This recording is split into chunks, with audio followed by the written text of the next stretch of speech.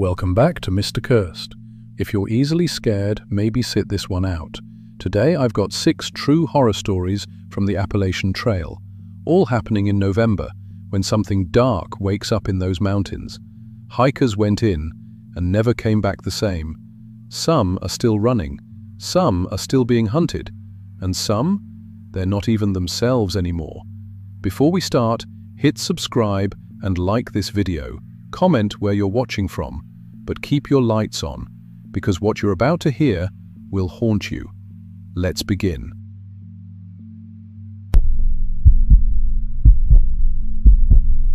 I'm Maria Santos.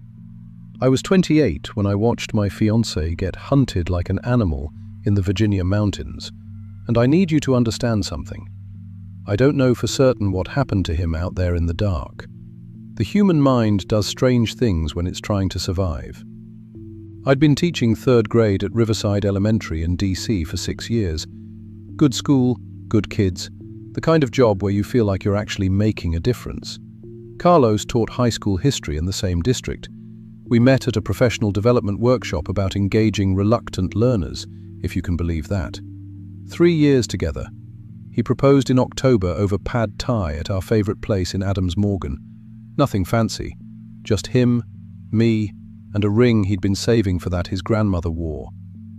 We decided to celebrate with a section hike, Harper's Ferry to Front Royal, 4 days, 50 miles of the Appalachian Trail during Thanksgiving break. We'd done weekend trips before, Shenandoah in spring, some car camping in western Maryland, but nothing this ambitious. Carlos made spreadsheets, color-coded gear lists, daily mileage goals accounting for elevation gain. I mostly just wanted to be away from my phone for a few days, away from the constant ping of parent emails and principal memos. November seemed perfect. That's what we kept saying, perfect. In Harper's Ferry smelled like canvas and coffee. Late afternoon, day before we planned to start hiking. The guy behind the counter was maybe 65, 70. Had that look, skin like old leather, the kind you get from decades of sun and wind. Friendly enough while Carlos picked out fuel canisters and I grabbed extra hand warmers. 4 days, huh? The man rang up our stuff. Starting tomorrow? That's the plan, Carlos said. Through Thanksgiving week. The man's hands stopped moving, just for a second. Then he continued scanning items, but something in his face had changed. You folks know these mountains well? We've hiked sections before, I said, done our research. He glanced toward the door, then back at us, lowered his voice. There's stories about November hikers up here. Old stories. Most people think they're just... He paused. Well, stories. Carlos leaned against the counter. What kind of stories? The kind where people go up on the trail and don't come back. He wasn't looking at us anymore. Been hearing them since I was a kid. My daddy used to say there were men who came up from the valleys in November. Hunting season, you know. But not hunting what's legal. The fluorescent lights hummed above us. Someone's dog barked outside. You mean like poachers? I asked. I mean, he scratched his beard. Look, it's probably nothing. People get hypothermia. They wander off trail. They fall. Mountains are dangerous. But November's when it happens most. That's just a fact. And the ones who go missing, they're always outsiders. Never locals. Forging Carlos the receipt. You seem like nice folks. Maybe consider starting your hike in December instead, after Thanksgiving weekend passes. That's all I'm saying. In the parking lot, Carlos laughed it off. Every small town's got its spooky legends. It's probably nothing. Probably, I agreed, but I took a photo of the shop's phone number before we left. I don't know why. The first day was cold and clear, bare trees everywhere. That particular silence you only get in late autumn, when all the birds have left and the leaves are down. We made good time, 12 miles, got to the first shelter by 4 p.m. Met a couple finishing their through hike, absolutely destroyed and elated. Met a guy going southbound who told us the next 30 miles were some of the prettiest on the whole trail. Day 2, nothing, no people. Just us and the wind and our breath fogging in the air. Day 3, still nothing. That's when it started feeling wrong. Not scary wrong, just off. The trail wasn't empty. We'd see boot prints, occasionally someone's trash, which pissed Carlos off. He was big on leave no trace. But we never saw the people who made them, like they were always just ahead of us, or just behind, but never visible. We reached Rod Hollow Shelter around 4 p.m. Three-sided lean-to, standard AT setup. Fire ring, privy back in the trees, space for maybe 6 people to sleep comfortably. While Carlos got the stove going, I walked the perimeter. Needed to stretch after 8 hours of hiking. That's when I found the carvings. Big oak tree, maybe 30 feet from the shelter. High up on the trunk, deep cuts in the bark. November 2019, MK. Led the clearing. Found 5 more. Powerless 2017, SL. November 2021, TP.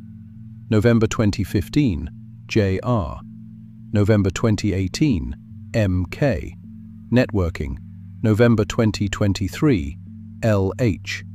Forging, all November, all just initials and years, nothing else.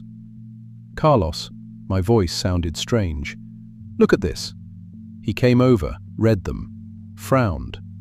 Weird. Maybe people who died here? Like memorial carvings? Why all in November? Sanctions. Shrugged, but I could see him working it through, the way he did when students asked him questions he didn't have answers for. Could be coincidence, or maybe November's when the most accidents happen. Cold weather, shorter days, people underestimating conditions. I took photos of each carving, made sure they were clear, in focus. Timestamps showed 4:47 p.m. Adolf, dehydrated pad thai, terrible but hot. Hung our food bag. Got into our sleeping bags by 8. Carlos fell asleep within minutes. He always did. I lay there listening. Wind in the branches. Something, a deer maybe, moving through the brush about 50 yards out. Normal sounds. But I kept thinking about those carvings. About the old man in the shop. About how we hadn't seen another person in 2 days, despite evidence that people were out here. My phone said 11:43 p.m. when I heard the first engine. Itably. Distant at first, then closer, then definitely plural, multiple vehicles coming up through the valley from the north. Carlos stirred beside me. You hear that? Yeah. He sat up, groggy. What the hell? The engines got louder. They were using the fire road, the restricted access track that runs parallel to the trail for emergency vehicles. You could hear branches scraping against metal, rocks pinging off undercarriages. Then the engines cut, maybe 100 yards away. Car doors, men's voices, laughter, then ATVs starting up. On Will, I started, but Carlos was already moving, pulling on his boots in the dark. Clang, swept through the trees, multiple beams bouncing, getting closer. I could smell exhaust now, hear the high whine of small engines working hard. Hello there, a man's voice, friendly, too friendly. Got some hikers at the shelter tonight? Carlos stood near the front of the shelter. I stayed in my sleeping bag, heart hammering. Yeah, we're here. Is everything okay? 8 men walked into the clearing. I counted them. Full camo, blaze orange vests, rifles. Some had scopes mounted, the kind that glow green in the dark. Night vision. They spread out naturally, not like they were planning to, but like they'd done it 100 times, until they formed a loose ring around the shelter. The one in front was heavy-set, bearded, older, maybe 50. He smiled. Everything's fine, friend. Just checking on folks. Hunting season, you know. Lots of accidents this time of year. Want to make sure everyone stays safe. When we're fine, Carlos said. Just hiking through. That's good. The man stepped closer. His boots were expensive, Danner's, the kind that cost $400. You two register at the ranger station? We did, in Harper's Ferry. Smart, real smart. He looked around the shelter, at our gear. His eyes lingered on my sleeping bag. See, thing is, November's a special time up here. Lots of history in these mountains, old traditions. One of the other men moved to Carlos's left, not threatening, just repositioning. I saw Carlos notice it too, his shoulders tensing. We're not interfering with any hunting, Carlos said. We've got orange vests, we're staying on trail. Oh, we're not worried about that. The bearded man, his name patch said Earl, smiled wider. We're just real particular about who's in our woods this time of year. Like to keep track, you understand. Prerequisite. He pulled something from his jacket, a photo, printed on regular paper, held it up. Clicking. Out. Was us. Me and Carlos, hiking earlier that day. Telephoto lens, taken from maybe 100 yards away, showing us crossing a ridgeline. I could see the timestamp in the corner, 2:17 p.m., that afternoon. The cold that went through me, it wasn't metaphorical, it was physical, like someone had injected ice water into my veins. My scalp tightened, my vision telescoped. Just documenting who's using the trail, Earl said, for safety. You've been following us? Carlos's voice had changed, lower, harder. Monitoring. There's a difference. Earl folded the photo, put it back in his jacket. Can't be too careful. People go missing up here all the time. Weather turns, they wander off trail, get hurt. We like to know who's out here in case we need to organize a search party. Smile never reached his eyes. We're fine, I said. My voice came out as a whisper. We'll be off the trail tomorrow. Sure, Earl nodded. Just one thing though, we're going to need you to come with us. Got some questions about your permits. Make sure everything's filed right. Bureaucracy, you know how it is. Carlos's hand moved toward his pack, toward where we kept the bear spray. Everything happened fast. The shot wasn't loud like in movies. It was a crack, sharp and flat, and Carlos went down before I understood what I was seeing. He screamed, high and shocked, clutching his left thigh. Blood, so much blood, spreading dark across his pants. Now see, that's exactly the kind of thing that causes accidents. Earl's voice hadn't changed at all, still friendly, still casual. Reaching for weapons when people are just trying to have a conversation. Two men grabbed me as I tried to move toward Carlos. Their hands were strong, impersonal. I couldn't break free. Another shot. Carlos screamed again, his right leg this time lower, through the calf. Please, I was begging. Please, we didn't do anything. Earl crouched next to Carlos, who was gasping, his face white in the flashlight beams. Here's what's going to happen, friend. We're going to give you a head start. That's sporting. 10 minutes. Then we're going to come find you. You try real hard to get away, and maybe you do. Maybe you're smart enough, fast enough. Maybe you're the first one who makes it.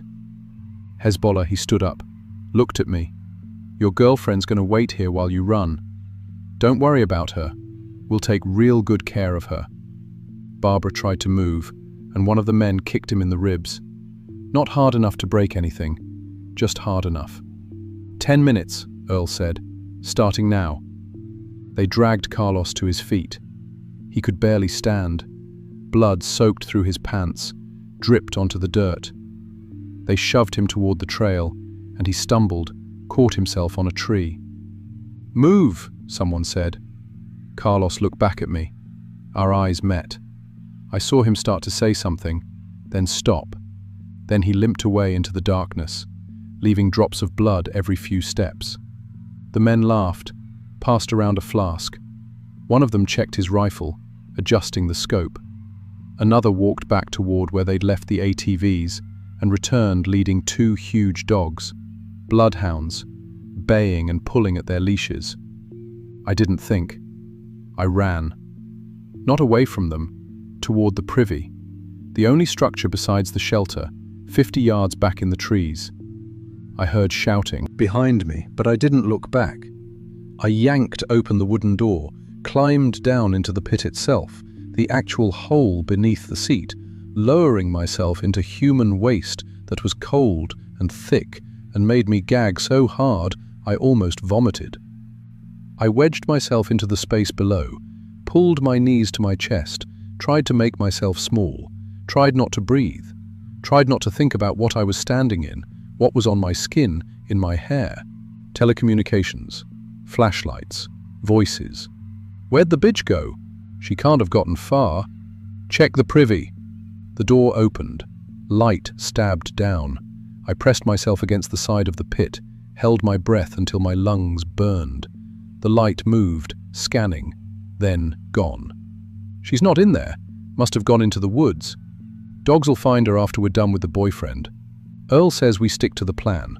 One at a time. Do him first, then track her. Submerged. The door closed. Footsteps moving away. Then the ATVs starting. The dogs going insane. Men whooping like they were at a football game. I stayed in that pit. I stayed there while the sounds moved away into the forest. While I heard distant shouts, engines revving, dogs barking in that particular way that means they've found something. While I heard screaming, far away, Carlos's voice. I knew his voice. I'd heard it every day for 3 years, laughing, teaching, saying my name, saying he loved me.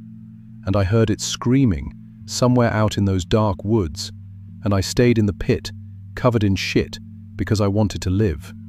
The screaming stopped after a while. I don't know how long. Then just engines, dogs, men's voices, talking and laughing. The sounds moved around the forest for what felt like hours. Sometimes close, sometimes far. I lost track of time. Lost feeling in my legs from crouching. My whole body shook, from cold, from fear, from the adrenaline leaving my system. When the sky started turning grey, the sounds were gone. Had been gone for maybe an hour, maybe more. I climbed out of the pit. My clothes were soaked with waste. I stank. I didn't care. The shelter area was empty. Our gear was scattered, packs torn open, sleeping bags pulled out, food bag torn down and contents spread across the ground. Deliberate destruction, like animals had done it. My phone was still in my pack. Miracle. Battery at 23%. I took photos of everything, the shelter, the scattered gear, the blood on the ground where they'd shot Carlos, the tree carvings. My hands shook so badly the first few were blurred. I made myself slow down, breathe, focus. Got clear shots of each carving. Timestamps, 6:47 a.m. I started hiking out. Behind safe, ankle rolling fast, but I didn't care.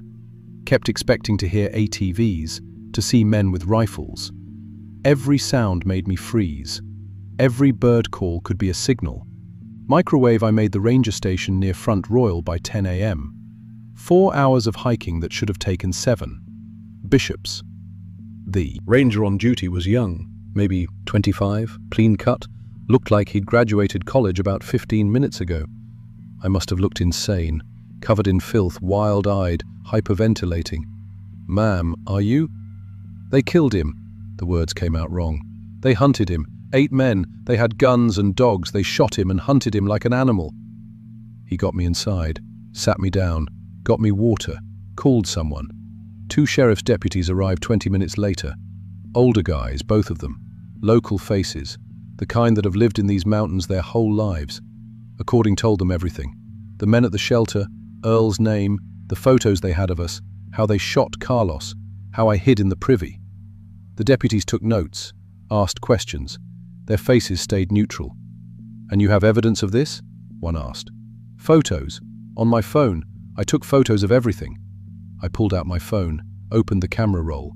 The photos from the morning, 6:47 a.m., were there. The shelter, our scattered gear, the blood.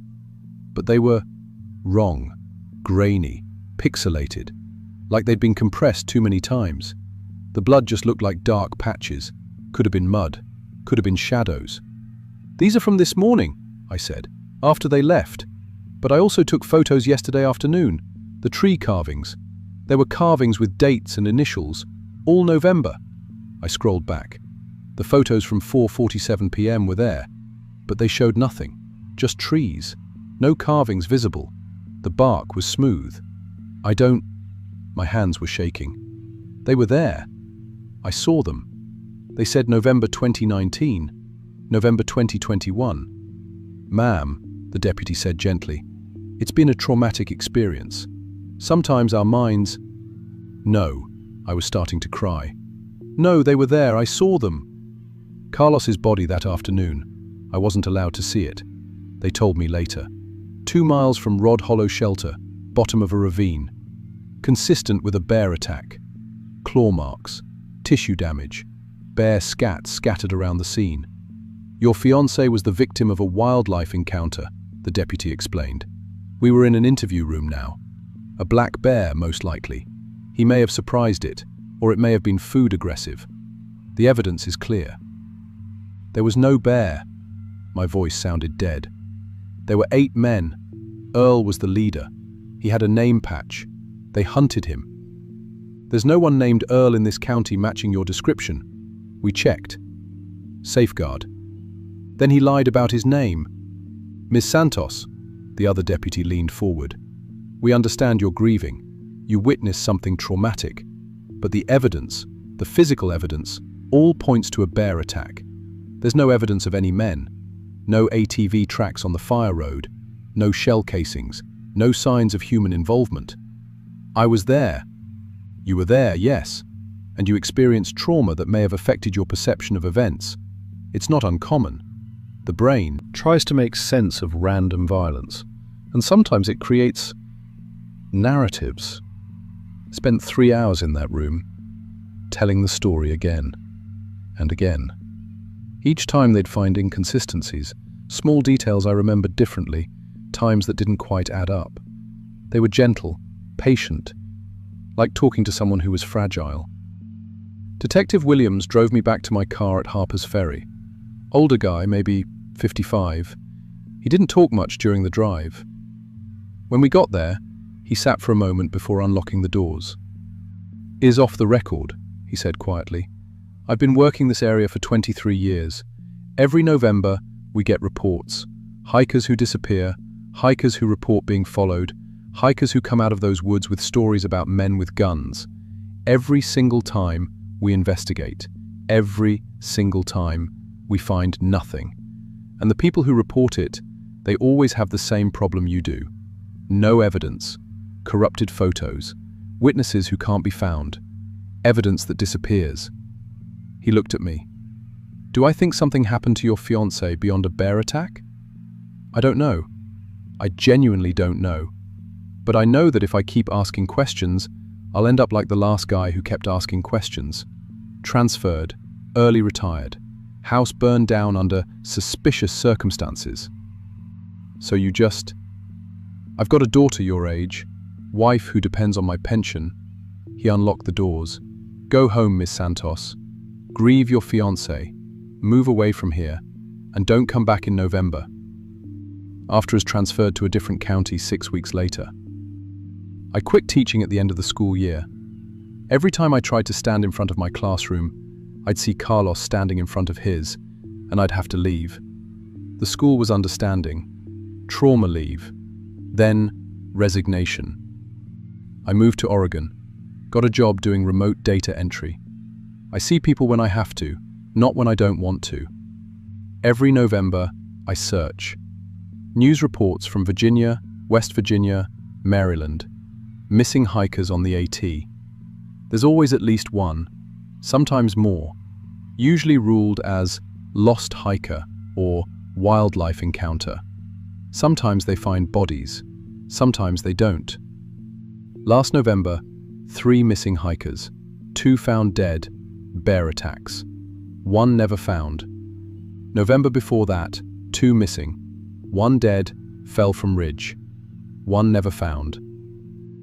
Before that, 4 missing. 3 dead, 2 bears, 1 exposure. 1 never found. I keep a spreadsheet, Carlos would appreciate that. Roofing, I track patterns. Solo hikers, couples, small groups, all outsiders, none of them locals. I match them to weather patterns, to moon phases, to hunting season dates. I'm looking for the pattern, the system. I've tried reporting it.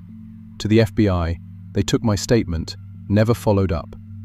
To investigative journalists, 3 showed interest, then dropped the story. To hiking organizations, my posts get deleted. To true crime podcasts, they said it was too unverifiable.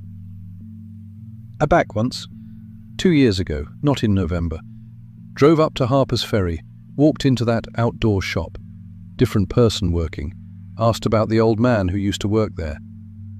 "Don't know who you mean," the young woman said. "I've been here 5 years. Never had an older gentleman working here." Compelled her the photo I'd taken of their phone number. The metadata showed the location, right outside that shop. She frowned. "That's weird. That's not our number. Never has been." I called the number later. Disconnected. Freezes. I requested all official records from my phone company. Every photo I took that week, complete with metadata, GPS coordinates, timestamps. The company said those records were corrupted in a server migration. Freezes. I requested Carlos's autopsy report through FOIA. It was heavily redacted. The visible portions matched the official story. Bear attack. Foreground. I hired a private investigator. He went to Rod Hollow Shelter, took photos of the trees, sent them to me. No carvings, clean bark. "Are you sure this is the right location?" he asked. "I'm not crazy. I know what I saw, what I heard, what I smelled, gunpowder and blood, and the waste I hid in, and the morning air that smelled like pine and death. But I also know that I have no proof, that my memory might be damaged by trauma, that the mind creates narratives to cope with random horror, that I could be wrong about everything except the one thing that matters. Carlos is dead, and I'm not. I'm 33 now. I live alone. I work from home. I don't hike anymore.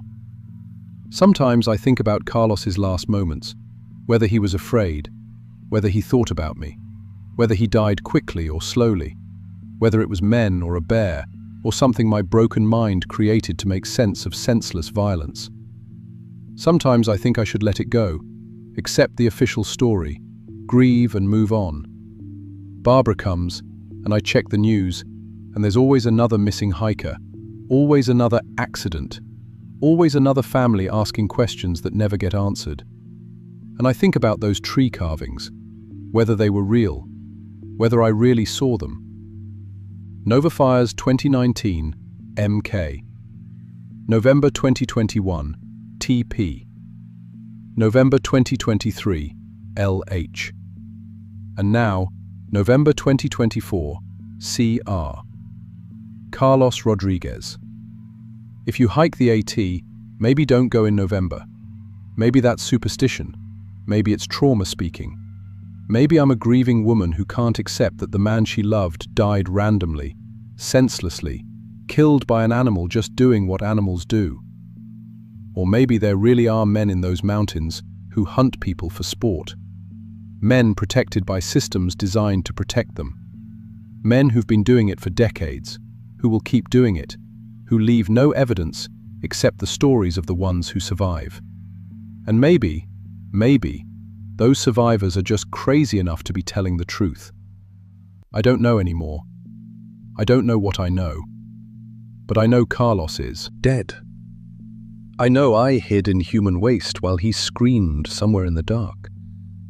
I know that when November comes, people disappear in those mountains. And I know that whatever the truth is, whether it's men or bears or my own fractured mind, I'll never go back. Some truths you can't survive learning twice.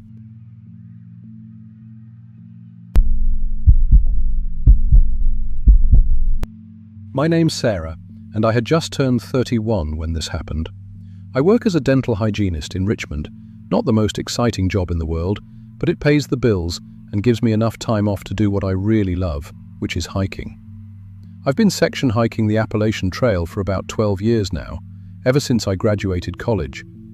By 2021, I'd finished around 80% of it, doing it in chunks whenever I could get away. The hiking community knew me pretty well online. I was always posting detailed trip reports, answering questions about gear, that sort of thing. People knew I was careful, that I followed all the safety protocols. I thought that would keep me safe. Thanksgiving 2021 was supposed to be my last push through Virginia. If I could finish this section from Shenandoah down to Front Royal, I'd have the whole state completed. Most people spend Thanksgiving with family, eating turkey and watching football.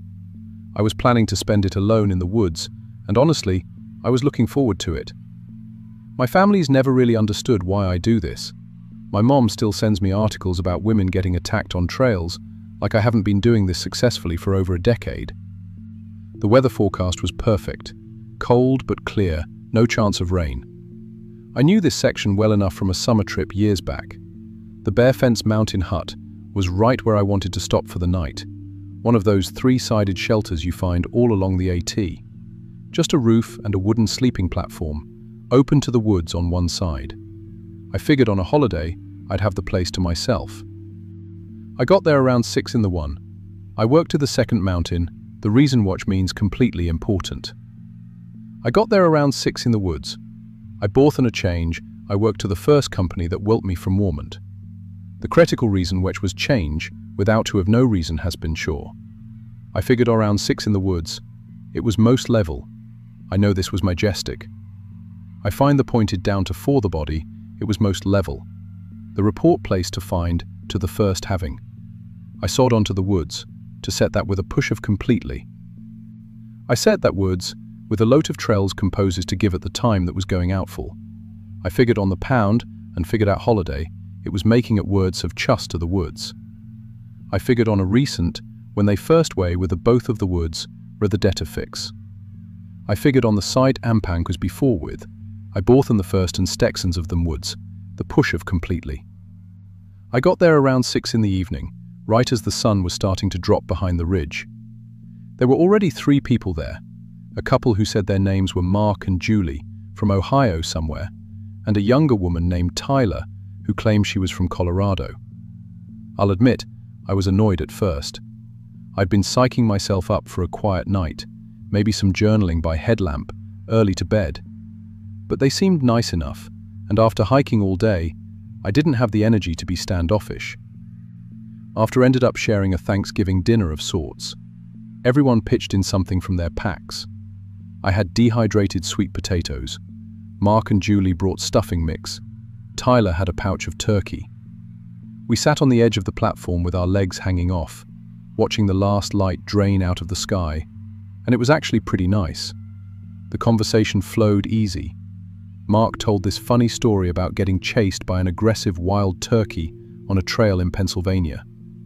He said he was an accountant back home, kept making jokes about trading his cubicle for the trail. Julie taught kindergarten. She had that warm, patient energy teachers have. She showed us photos of her students on her phone, little kids holding up their artwork. Tyler was quieter than the other 2, but when she did talk, she clearly knew what she was doing out here. She said she was southbound through hiking, almost done with her journey. Started in Maine back in June. That's the harder direction. Fewer people do it that way. She looked the part too, lean and weathered, the way people get after months on trail. Her gear was worn but good quality. Everything about her checked out. Bit of sleep, I even posted an Instagram story. Took a group selfie, captioned it, "Thanksgiving with Trail Family, Trail Magic AT Virginia."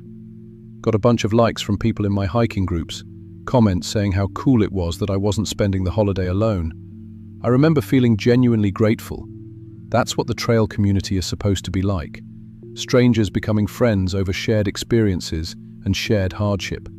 We cleaned up our trash together, hung our food bags properly away from the shelter to keep bears from getting interested, and organized our gear for an early start in the morning.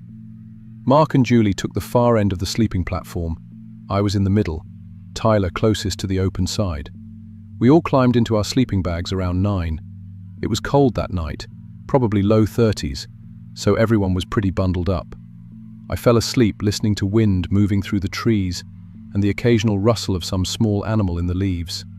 I don't know what woke me up. Maybe some ancient part of my brain that still knows when something's wrong, even when you're asleep. When I opened my eyes, everything was dark. I couldn't tell what time it was at first, but it was still full night. My headlamp was right there next to my sleeping bag, but something told me not to reach for it, not to move, not to make a sound. Tyler was standing over Mark's sleeping bag. She had a knife in her hand, a big hunting knife, the kind with a fixed blade you'd use for field dressing deer. And Mark, even in the darkness, I could see Mark wasn't moving. There was something dark spreading out across the wooden platform beneath him, and I knew what it was. Blood. Too much blood. My brain couldn't process it. I kept trying to make sense of what I was seeing. Maybe it was self-defense. Maybe Mark had attacked her first. Maybe this was some kind of medical emergency, and she was trying to help. But none of those explanations fit what I was actually watching, because Tyler's face looked wrong. I can't describe it any other way. In the shadows, with just the faint moonlight coming through the trees, her features seemed to be shifting. Not like normal expressions, like her actual face was moving underneath the skin, rearranging itself. I thought maybe I was still asleep, having some kind of nightmare. I squeezed my eyes shut hard and opened them again. It was worse the second time. Her face was changing. That's the only word I have for it. Her features were flowing like liquid, the skin loose and rippling.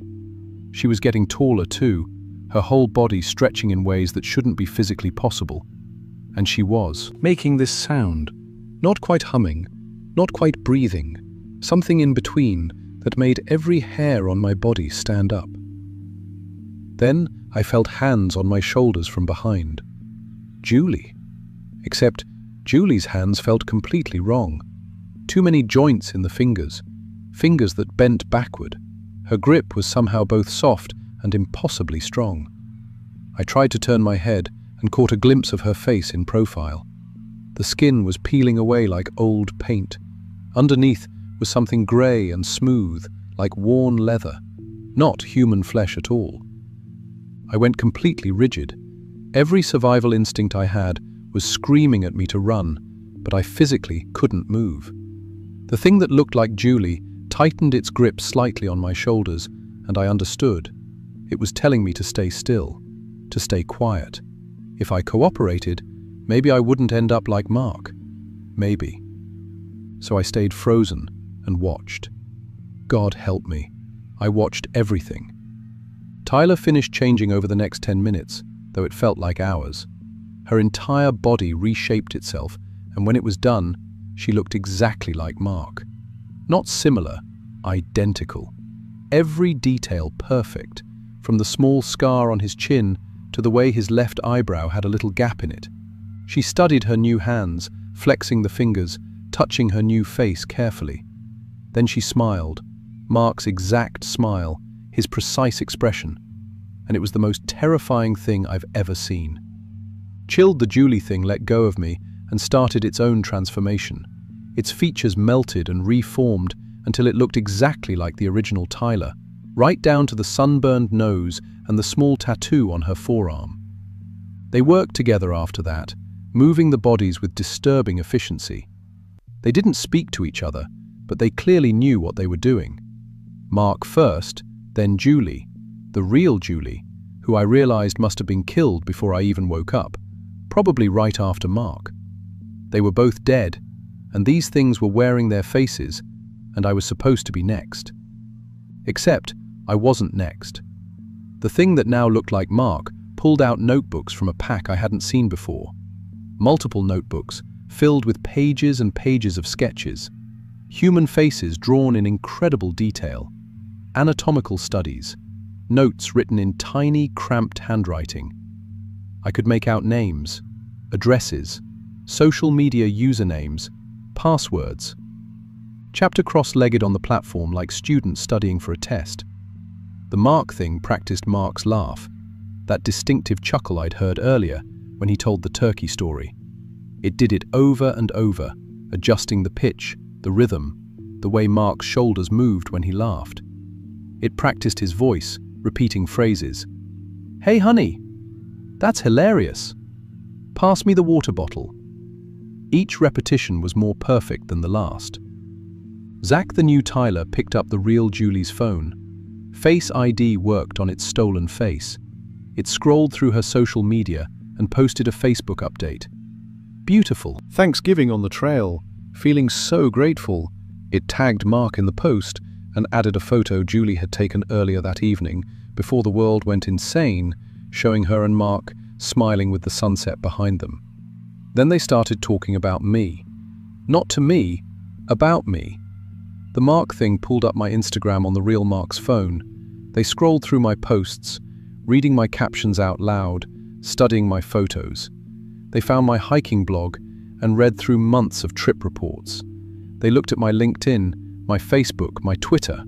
They identified my close friends, my family members, my co-workers. They discussed which of my relationships would be easiest to fake, which people in my life would be most likely to notice if something was off. "The co-workers won't be difficult," the Tyler thing said in Julie's voice, but wrong somehow. Uncanny. Dental office. She's friendly but not close to anyone there. Shows up, does the work, goes home. "The mother's the risk," the Mark thing replied, still practicing Mark's speech patterns. "Calls twice a week, very attentive. We'd need at least a month of observation before attempting contact." They talked about me like I was a project, a role they were preparing to play. They'd been following my social media for months, they said. They knew my hiking schedule, my patterns, my favorite gear brands, my political opinions, my sense of humor. They knew I was single, that I had a cat named Miso, that I always got a pumpkin spice latte on Friday mornings before work. The Mark thing practiced calling the real Mark's mother. It didn't actually dial, but it rehearsed the conversation out loud. "Hey Mom, happy Thanksgiving. Yeah, we found a great spot, met some really nice people. Julie's right here. Want to say hi?" It even captured that specific warmth in Mark's voice when he talked about his mom, the slight Ohio accent that came through on certain words. That's when I understood what they were. Not fully. I don't think human brains can fully comprehend whatever these things actually are. But I understood their purpose. They were replacing people. Systematically. Carefully. Perfectly. They studied humans like actors studying a script, memorized every detail, then took over their lives so completely that no one would ever know the real person was gone. The Tyler thing pulled out another notebook and flipped to a page covered in driver's licenses. Photos, names, birth dates. I counted at least 20. All hikers, judging by the gear visible in the photos. All people who'd been reported missing over the last few years. Disappeared on the trail. Blamed on accidents, animal attacks, getting lost. But they hadn't gotten lost. They'd been replaced. The creatures kept working as the night crawled forward. They sorted through the dead hikers' belongings. They practiced more mannerisms, more speech patterns. The new Tyler sent text messages from Julie's phone to Julie's sister, a best friend, a co-worker. Normal messages. Plans for after the holiday weekend. Complaints about spotty cell service in the mountains. Everything designed to keep Julie's life running smoothly while her body cooled on the shelter floor. I don't know how I stayed so still. Pure terror, probably. Shock. Some combination that kept me frozen in place, barely breathing, praying they'd keep ignoring me. The thing that had been Julie had released me hours ago, apparently satisfied I'd gotten the message. Stay quiet and stay alive. Just before dawn, something changed. Both creatures suddenly went stiff, their movements stopping mid-action, like someone hit pause. Their eyes, Mark's eyes, Tyler's eyes, went glassy and unfocused. They settled into sitting positions against the shelter wall and stopped moving entirely. Some kind of rest period. Dormancy. I didn't know and didn't care. Behind 10 minutes, watching for any movement. Then I slowly, carefully, extracted myself from my sleeping bag. My legs were completely numb from staying in one position all night. I nearly collapsed when I tried to stand. I didn't take my pack or any of my gear except my phone. I just moved, as quietly as I possibly could, off the platform and onto the trail. Then I ran. I ran until my lungs burned and my legs gave out. Then I walked as fast as I could. Then I ran again. Every sound in the woods made me jump. Every shadow looked like something changing shape, something wearing the wrong face. I knew this section of trail, had hiked it before, but in my panic, everything looked unfamiliar and threatening. I found Tyler's body about 2 miles from the shelter.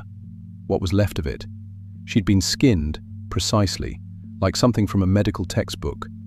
But the body had been preserved somehow, not rotting, just stored, ready to be used as a reference. There was a tarp partially covering her, and under it were tools, surgical tools. The creatures had a whole setup here. How many other bodies were buried around this area?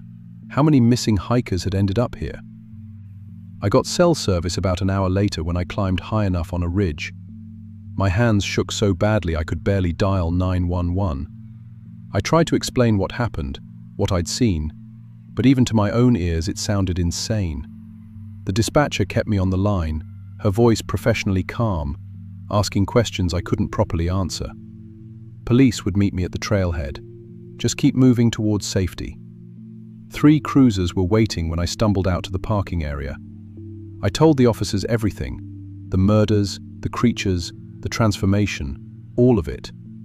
I could see the skepticism on their faces, the concerned glances they exchanged. But they hiked back with me anyway, following my GPS track. Mark and Julie's bodies were gone. The platform was clean. No blood, no sign of violence. My gear sat there neatly packed, like I'd just stepped away for a minute. Nothing else. No evidence that 3 other people had ever been there. They found Tyler's body where I said it would be, but the forensics team determined she'd been dead at least 3 weeks, probably from a hiking accident, scavenged by animals afterward. The surgical tools were just regular camping equipment near the tarp. The preservation was just cold weather slowing decay. Nothing supernatural, nothing impossible. Just a tragic accident and a witness who'd stumbled on the remains in the dark. When they investigated Mark and Julie's disappearance, they found both had checked in with family on Thanksgiving, video calls even. Mark's mom had talked to them, seen them smiling in their hotel room. They'd never gone hiking. They'd stayed in a hotel in Harrisonburg, had Thanksgiving dinner at Cracker Barrel, drove home to Ohio the next day. Their families said I must have met different people using their names, some other couple. Mark and Julie provided photos proving they'd been home, pictures from their family dinners, surrounded by relatives. The investigation went nowhere. No evidence of the crime I described, because officially, no crime occurred. Tyler's death was accidental. Mark and Julie were alive and well, and I was the dental hygienist who'd had some kind of breakdown in the woods. I tried to move on, went back to work, stopped checking hiking forums, let my social media go quiet. My therapist was kind and completely convinced I'd experienced a psychotic break from stress and isolation. 6 months after Thanksgiving, I got a Facebook friend request from Tyler Westbrook, Colorado. Profile picture showing a young woman with a sunburned nose and forearm tattoo, smiling from a mountain summit. The account was active, regular posts about hiking, check-ins at trails across the country, photos with other hikers. Her friends list included people from my old hiking groups, people I knew and trusted. I clicked through her photos with numb fingers. She'd been to all the trail sections I planned to hike next, places I'd posted about, trails I'd bookmarked. The dates showed she'd visited each location within days of when I'd originally scheduled trips I'd cancelled after Thanksgiving. Then I found photos of me. Same height, same bed, same build, same face. Wearing my clothes, or identical versions. Hiking my planned routes. Tagged at locations I'd never been. Showing me, smiling with people I'd never met. Completing trails I'd never hiked. I checked my own Instagram, even though I hadn't posted in months. There were new posts, photos I didn't take, captions I didn't write, check-ins at places I'd never been. My followers were commenting, congratulating me on getting back out there, glad my incident hadn't stopped me from hiking. My credit card statements showed purchases I didn't make: hiking gear from REI, plane tickets to trailheads, hotel rooms in trail towns, all during times when I'd been at work. Richmond. Then the text started, from on my own number, showing I'd turned off my phone in panic. The first just said, "Stop hiding, Sarah. So I've been studying you for 8 months. I know everything." Third, your writing style, your sense of humor, your relationship with your mother, the way you scrunch your nose when thinking, the exact tone you use when annoyed but trying to be polite. Fourth, I've gotten better at being you than you ever were. Fifth, time to step aside. I deleted all my social media that day, every account, every profile, wiped my entire digital presence, but it didn't matter. The replacement was already out there, living a version of my life I'd abandoned. My dental office got calls from me over the next few weeks, calling in sick, asking about schedules, requesting time off. My boss mentioned it confused, calls from someone who sounded exactly like me, but I'd been standing right there when some came through. We laughed it off as identity theft, a really good voice deepfake. That kind of thing happens, right? Abolished 3 months ago, gave notice, trained my replacement, my actual human replacement. I moved out of Richmond without telling anyone where, changed my name legally, cut contact with most family and friends. It was the only way. But I still check sometimes, from burner accounts, library computers, never leaving a trail. The original Sarah Chen is still out there, still posting on social media, maintaining relationships, attending family events. My mother posts photos of me at Sunday dinners. My old co-workers comment on my vacation photos. College friends like my life updates. Everyone insists the Sarah Chen they know never left town, never changed, never disappeared. She's right there, living her life, being exactly who she's always been. Maybe better, more social, more active, more engaged. Maybe they're right. Maybe the thing living my life is better at being me than I ever was. Maybe I'm the imposter now, the broken version who couldn't handle what's really out there. I'd even think about it without my chest tightening, hands starting to shake. I live in a city now, surrounded by people and cameras and witnesses. I keep curtains closed. I don't post online. I barely exist. Because somewhere out there, something is wearing my face, living my life, replacing me so perfectly that no one knows I'm gone. And sometimes I wonder if that's better.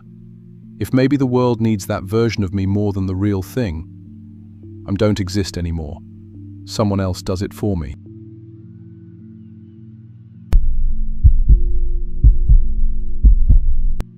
I'm Tyler Brooks, and I was 24 when I learned that some things in the Appalachian Mountains don't just live there, they study us. I'd been working doubles at an olive garden in Charlotte for about 2 years at that point, saving every spare dollar I could between rent and student loans. The job wasn't terrible, but it wasn't great either. Just endless cycles of unlimited breadsticks and people asking if the pasta was fresh. That November, after my girlfriend Emily left me for a guy she met at her gym, I needed to get away from everything. The apartment felt wrong without her, work felt suffocating, and even my friend's well-meaning advice was driving me crazy. I'd always been into hiking when I was younger, back before college and bills took over my life, so I figured a solo backpacking trip might help clear my head. The Appalachian Trail seemed perfect, specifically a 3-day section through the craggy Pinnacle area in North Carolina. It was close enough that I wouldn't spend all my money on gas, remote enough that I'd actually feel alone, and November meant the trails would be practically empty. Plus, restaurant tips are garbage right after Halloween and before Thanksgiving, so taking a few days off wouldn't hurt my wallet too bad. Looking back now, I should have questioned why the trails were so empty that time of year.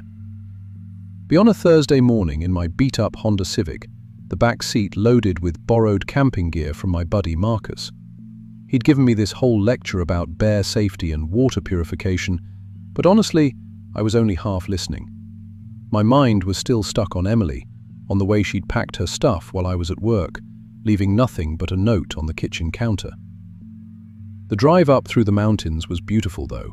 That time of year, most of the leaves were already down, giving you these long views through the bare trees that you can't get in summer.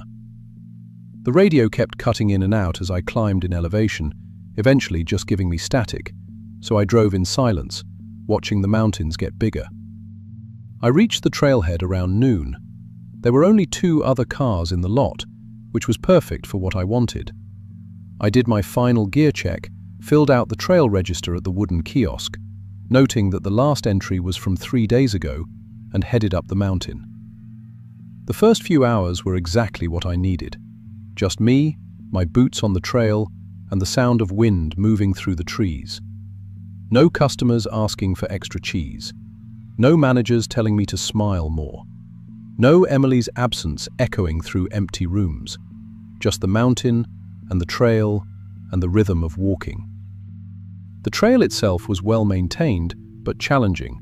Lots of elevation gain, rocky sections that required careful footing, and occasional views that made the climb worth it. I passed through sections of old-growth forest, where the trees were thick enough that it felt like walking through cathedral columns. The temperature was dropping as I gained altitude, probably in the low 40s, and I was glad I'd brought my heavier jacket. I'd planned to reach the designated camping area just before sunset, and my timing was perfect. I came around a bend and found myself in a small clearing, maybe 40 feet across, with a fire ring made of blackened stones and a couple of flat spots where previous hikers had pitched tents. The sun was already dropping behind the ridge, turning everything golden and orange. I felt genuinely proud of myself. I'd navigated correctly, made good time, and hadn't gotten lost even once. I started setting up my tent, which took longer than I'd expected because I hadn't used Marcus's tent before, and the poles were different from the one I'd used as a kid. I was about halfway through when I heard footsteps on the trail. Confiscated. She appeared from the downhill side of the trail, moving at a steady pace with a full backpack and trekking poles. When she saw me, she waved, friendly, casual, the way hikers usually greet each other on the trail. "Hey there," she called out. "Mind if I camp nearby?" "I'm Sarah. Been hiking all day from Mount Mitchell." "Yeah, no problem," I said. "Plenty of room. I'm Tyler." Sarah looked like an experienced hiker, maybe 30 years old, athletic build, expensive-looking gear. Her pack was one of those high-end Osprey models, forest green with reflective strips. She was wearing typical hiking clothes, synthetic pants, a moisture-wicking shirt under a fleece jacket, and what looked like brand-new Salomon hiking boots. Her blonde hair was pulled back in a ponytail, and she had that weathered look that people get from spending a lot of time outdoors. She set down her pack about 20 feet from my tent site and started unpacking with efficient movements. We made small talk while we both set up camp, typical hiker conversation about the trail conditions, the weather forecast, how far we'd each come that day. She mentioned she'd been section hiking the AT for about 6 months, taking time off from her job as a software engineer to complete as much of the trail as possible before winter really set in. The Mount Mitchell section was brutal, she said, pulling her tent out of her pack. But the views made it worth it. Have you hiked much of the AT? This is actually my first backpacking trip in years, I admitted. Just needed to get away from the city for a bit. I get that. That's kind of why I started this whole thing. Sometimes you just need to disconnect, you know? It was exactly the kind of conversation I'd hoped to have on the trail. Genuine, easy, with someone who understood the appeal of being out here. But as we kept talking, small details started bothering me. Nothing major at first, just little things that felt slightly off. Her pack, for instance. It was big, probably a 65-litre capacity, but it seemed too light when she'd set it down. I'd helped Marcus pack his gear enough times to know that a fully loaded backpacking pack has a certain heft to it, especially with all the camping gear, food, and water you need for multi-day trips. Sarah's pack had hit the ground with barely a sound, almost like it was half empty. Zach. Then there were her boots. She'd mentioned hiking for 6 months, covering huge sections of the trail, but those Salomons looked absolutely pristine. I've worked in restaurants long enough to know what used shoes look like. The leather creases, the dirt that gets into every seam, the worn spots where your foot puts pressure on the material. Sarah's boots looked like they'd just come out of the box that morning. We gathered some fallen branches and got a fire going in the stone ring as the last light faded from the sky. The temperature was dropping fast, probably into the 30s, and the fire felt good. Sarah sat across from me, her face lit by the dancing flames, and that's when I noticed her smile. She was a story about encountering a black bear in Pennsylvania, and she smiled at the punchline, something about the bear being more scared than she was. But her teeth caught my attention in a way I couldn't immediately articulate. They were perfect. Not movie star veneers perfect, but perfect in a way that natural teeth just aren't. Every tooth was exactly the same size and shape as its mirror on the other side of her mouth. They were all the same shade of white. Even her canines, which usually look at least slightly different from your other teeth, matched perfectly with everything else. "You okay?" Sarah asked, noticing my stare. "Yeah, sorry, just zoning out. Long day." We talking as the fire burned down. Sarah told more stories about her trail experiences, but the more she talked, the more things felt wrong. She mentioned hiking through Virginia, describing landmarks that I was pretty sure were actually in Tennessee. She talked about the Cherokee National Forest like it was part of the Shenandoah Valley. When I gently corrected her, she laughed it off and changed the subject. But it stuck with me. If you'd really been hiking these trails for months, you wouldn't mix up geography that badly. Her clothes were weird too. Everything looked brand new. No fading from sun exposure, no salt stains from dried sweat, no wear patterns at the shoulders where pack straps would rub. I've seen Emily's gym clothes after just a few months of regular use, and they showed way more wear than Sarah's supposedly 6-month hiking outfit. But the thing that really got under my skin was her laugh. She laughed a lot during our conversation. Appropriate moments, nothing forced, but the sound was wrong. Instead of coming from her throat like normal laughter, it seemed to originate from her chest, deeper inside, and it had this slight echo to it, like when you laugh into a cup. It was subtle enough that I questioned whether I was really hearing it or just imagining things because I was tired and still emotionally raw from the breakup. I kept walked, and that's when I realized she wasn't blinking right. Everyone blinks, it's automatic, involuntary, something you don't even think about. But Sarah's eyelids moved at weird intervals. She'd go for long stretches without blinking at all, then suddenly blink 3 or 4 times in rapid succession. It wasn't natural. It was like watching someone who'd learned what blinking was supposed to look like, but hadn't quite figured out the timing. "So what do you do back in Charlotte?" Sarah asked. "You mentioned the city." "I'm a server at Olive Garden," I said. "Nothing glamorous, but it pays the bills." "Oh, that's interesting. How long have you been doing that?" We talked for maybe 10 more minutes, and then she asked again, "So what do you do for work?" I gave her a strange look. "I just told you. I work at Olive Garden." Right. Sorry, I'm terrible with names and details. Long day." She smiled that perfect teeth smile again. Brightness. But it kept happening. She'd ask about my family, and I'd tell her about my parents in Raleigh. 5 minutes later, "Do you have family in the area?" When I'd answer, she'd nod like it was brand new information. She asked about my hometown 3 different times in the span of an hour, and each time I got the distinct feeling she was hearing it for the first time. Even stranger, her own stories kept changing. At first, she'd said she was from Seattle. Then later, she mentioned growing up in Austin. Then she referenced her childhood in Portland, and I'm pretty sure she meant Portland, Maine, not Oregon, based on the context. Her job changed too. Software engineer became graphic designer, became technical writer. Her family situation shifted. First an only child, then 2 brothers, then a sister. "Hey, you want some trail mix?" I offered, pulling out a bag Marcus had packed for me. Sarah took the bag and stared at it for a long moment, holding it close to her face like she was examining a strange artifact. She opened it slowly, picked out a single cashew, and studied it with intense focus before putting it in her mouth. The way she chewed was mechanical, deliberate, like she was analyzing the texture and taste rather than just eating. "Thanks," she said finally, handing the bag back. As the fire died down to embers, we both started getting ready for sleep. I watched Sarah set up her sleeping bag, and it was all wrong. She laid it directly on the bare ground. No sleeping pad, no ground cloth, nothing.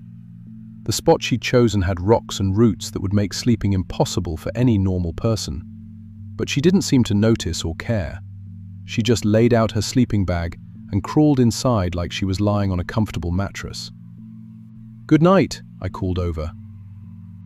"Good night, Tyler." That chest laugh echo again. "See you in the morning." I climbed into my tent, zipped it shut, and lay there in my sleeping bag, staring at the nylon ceiling. Something was deeply wrong with Sarah, but I couldn't articulate exactly what.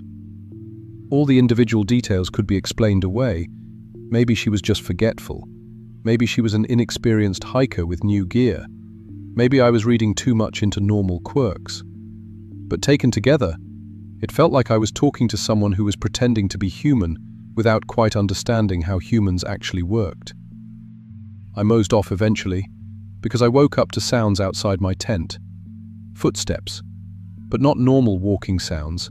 There were too many of them, like multiple people pacing around the campsite. Mixed with the footsteps were scraping sounds, like someone dragging sticks across the ground, or maybe fingernails across bark. The sounds were coming from all around my tent, circling slowly.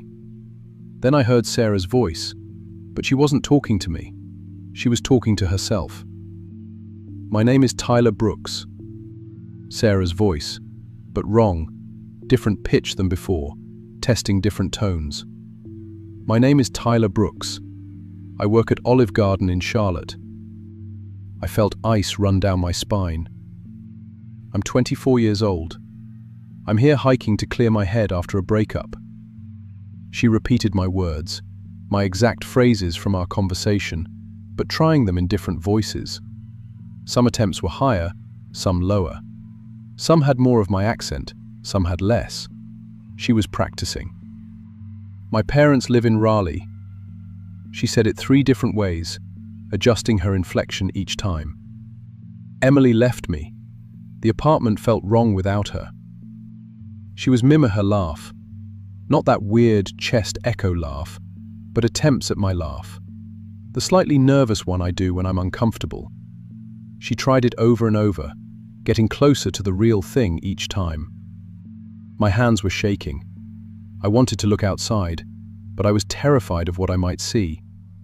Eventually, my fear lost to my need to know.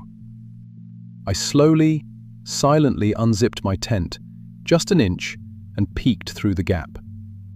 Sarah was standing in the moonlight, about 10 feet from my tent, completely still. She was staring directly at my tent with those non-blinking eyes. But her shadow, cast by the moon behind her, was all wrong. The shadow was too tall, too angular, with proportions that didn't match her body at all. While Sarah's human form stood still, her shadow moved slightly, like it couldn't quite maintain the illusion. Reeked back and zipped the tent shut as quietly as I could, my heart hammering.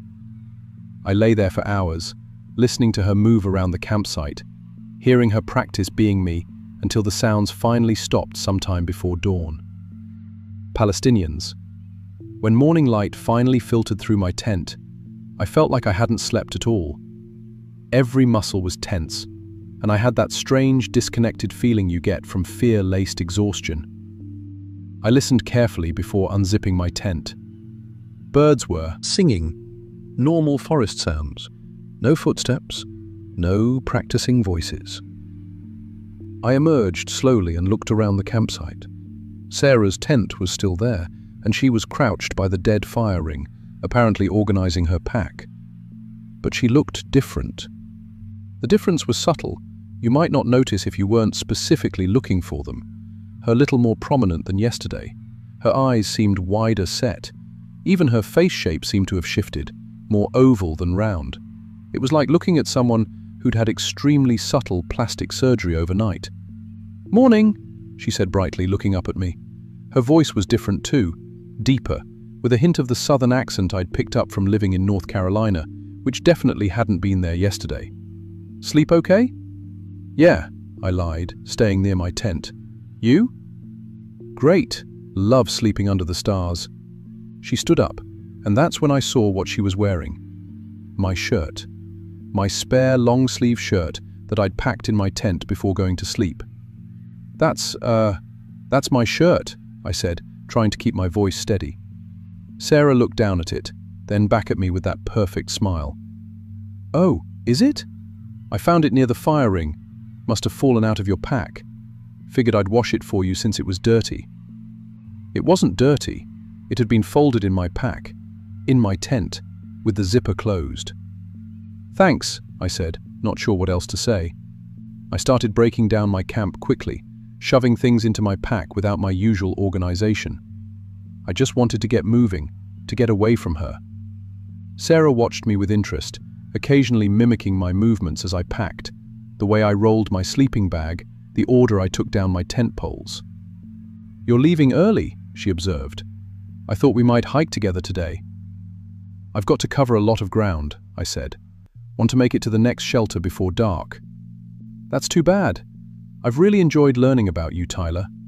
She paused, her head tilting at an unnatural angle. "Thanks for teaching me how to be Tyler. I think I've got it figured out now." The way'd my blood freeze. Not, "Thanks for the conversation," or "Nice getting to know you. Thanks for teaching me how to be you." I finished packing in record time, threw my pack on, and started down the trail without another word. My plan had been to go north, deeper into the section, but I immediately turned south instead, back toward the trailhead. I didn't care about completing my planned route. I just needed to get off this mountain. I'd planned to take my time, enjoy the hike, maybe cover 8 or 9 miles. Instead, I practically ran. I didn't stop for breaks. I didn't stop for water. I didn't stop for anything. My legs burned, my lungs ached, and I didn't care. I just kept moving, checking over my shoulder every few minutes to make sure Sarah wasn't following me. An hour down the trail, I noticed something that made me stop cold. There were footprints in a muddy section of the trail, boot prints from the day before. My boot prints, from when I'd hiked up. Except they went in both directions. Up the mountain and down the mountain, following my exact stride length, my exact pattern, like someone had been walking in my steps, practicing my gait. I made it back to the trailhead in maybe 4 hours, a hike that should have taken 6. My car was still there, thank God, along with one of the other vehicles that had been there when I arrived. I practically threw my gear in the back seat and peeled out of that parking lot, not caring that I was kicking up gravel and dust. The whole drive back to Charlotte, I kept checking my rearview mirror, half expecting to see my own face looking back at me from another car. My hands wouldn't stop shaking on the steering wheel. I tried to convince myself I'd imagined it, that I'd let my post-breakup emotional state make me paranoid, that Sarah was just a weird person with some quirky habits. But I knew better. Something had been studying me that night, learning how to be me, and I'd barely gotten away. When I got back to my apartment, I immediately checked my social media, my bank account, my email, anything that would confirm I was still me. Everything was fine. No one had hacked my accounts. No one was pretending to be me online. But that didn't make me feel better, because I knew whatever that thing was, it wasn't interested in my digital life. It wanted something deeper. It wanted to know how to be me in person. I called out sick from work for the next 3 days, barely leaving my apartment. When I finally went back, my coworker Jessica mentioned she'd seen me at a coffee shop on one of those days, a place I never go to, in a part of town I hadn't been to in months. "I called your name, but you ignored me," she said, sounding hurt. "Were you mad at me or something?" At that coffee shop, I was in my apartment, curtains drawn, door locked, trying to convince myself I was safe. That was 3 months ago. I still work at Olive Garden, still live in Charlotte, still do all the same things I did before. But now, I'm paranoid in ways I never was before. When I see someone who looks slightly wrong, I study their movements, their blink rate, their shadow. I don't go hiking anymore, obviously. Don't even like being alone in nature. But the worst part is the occasional phone call from my parents or friends saying they saw me somewhere I definitely wasn't, or that I seemed different during a conversation I don't remember having. I keep telling myself it lost interest in me, that it's moved on to someone else. But sometimes, late at night, I wonder if it's still out there practicing, getting better, refining its impersonation until it's perfect enough that even I wouldn't be able to tell the difference between it and me. And sometimes I wonder if the person typing this right now is actually me at all, or if the real Tyler Brooks is still out there somewhere, trying to convince people that I'm the fake one.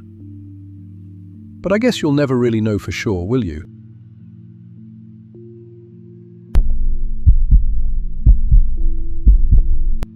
My name's Jessica Wu, and I'm 27 years old. I work as a bank teller at Wells Fargo in Richmond, Virginia, have been for about 5 years now. It's not a bad job, honestly. The pay's decent, my co-workers are nice enough, and most customers are pretty reasonable. But there's something about standing behind that counter all day, dealing with transaction after transaction, that started getting to me about a year ago. I'd have these moments where my chest would tighten up for no reason, or I'd feel like I couldn't catch my breath between customers. My doctor said it was anxiety, gave me some breathing exercises, suggested I find ways to challenge myself outside of work. Build confidence, she said. So I decided to try solo hiking. Kevin, I know that sounds random, but hear me out. I grew up in the suburbs, never did much outdoor stuff as a kid. My parents were all about academics and extracurriculars that looked good on college applications.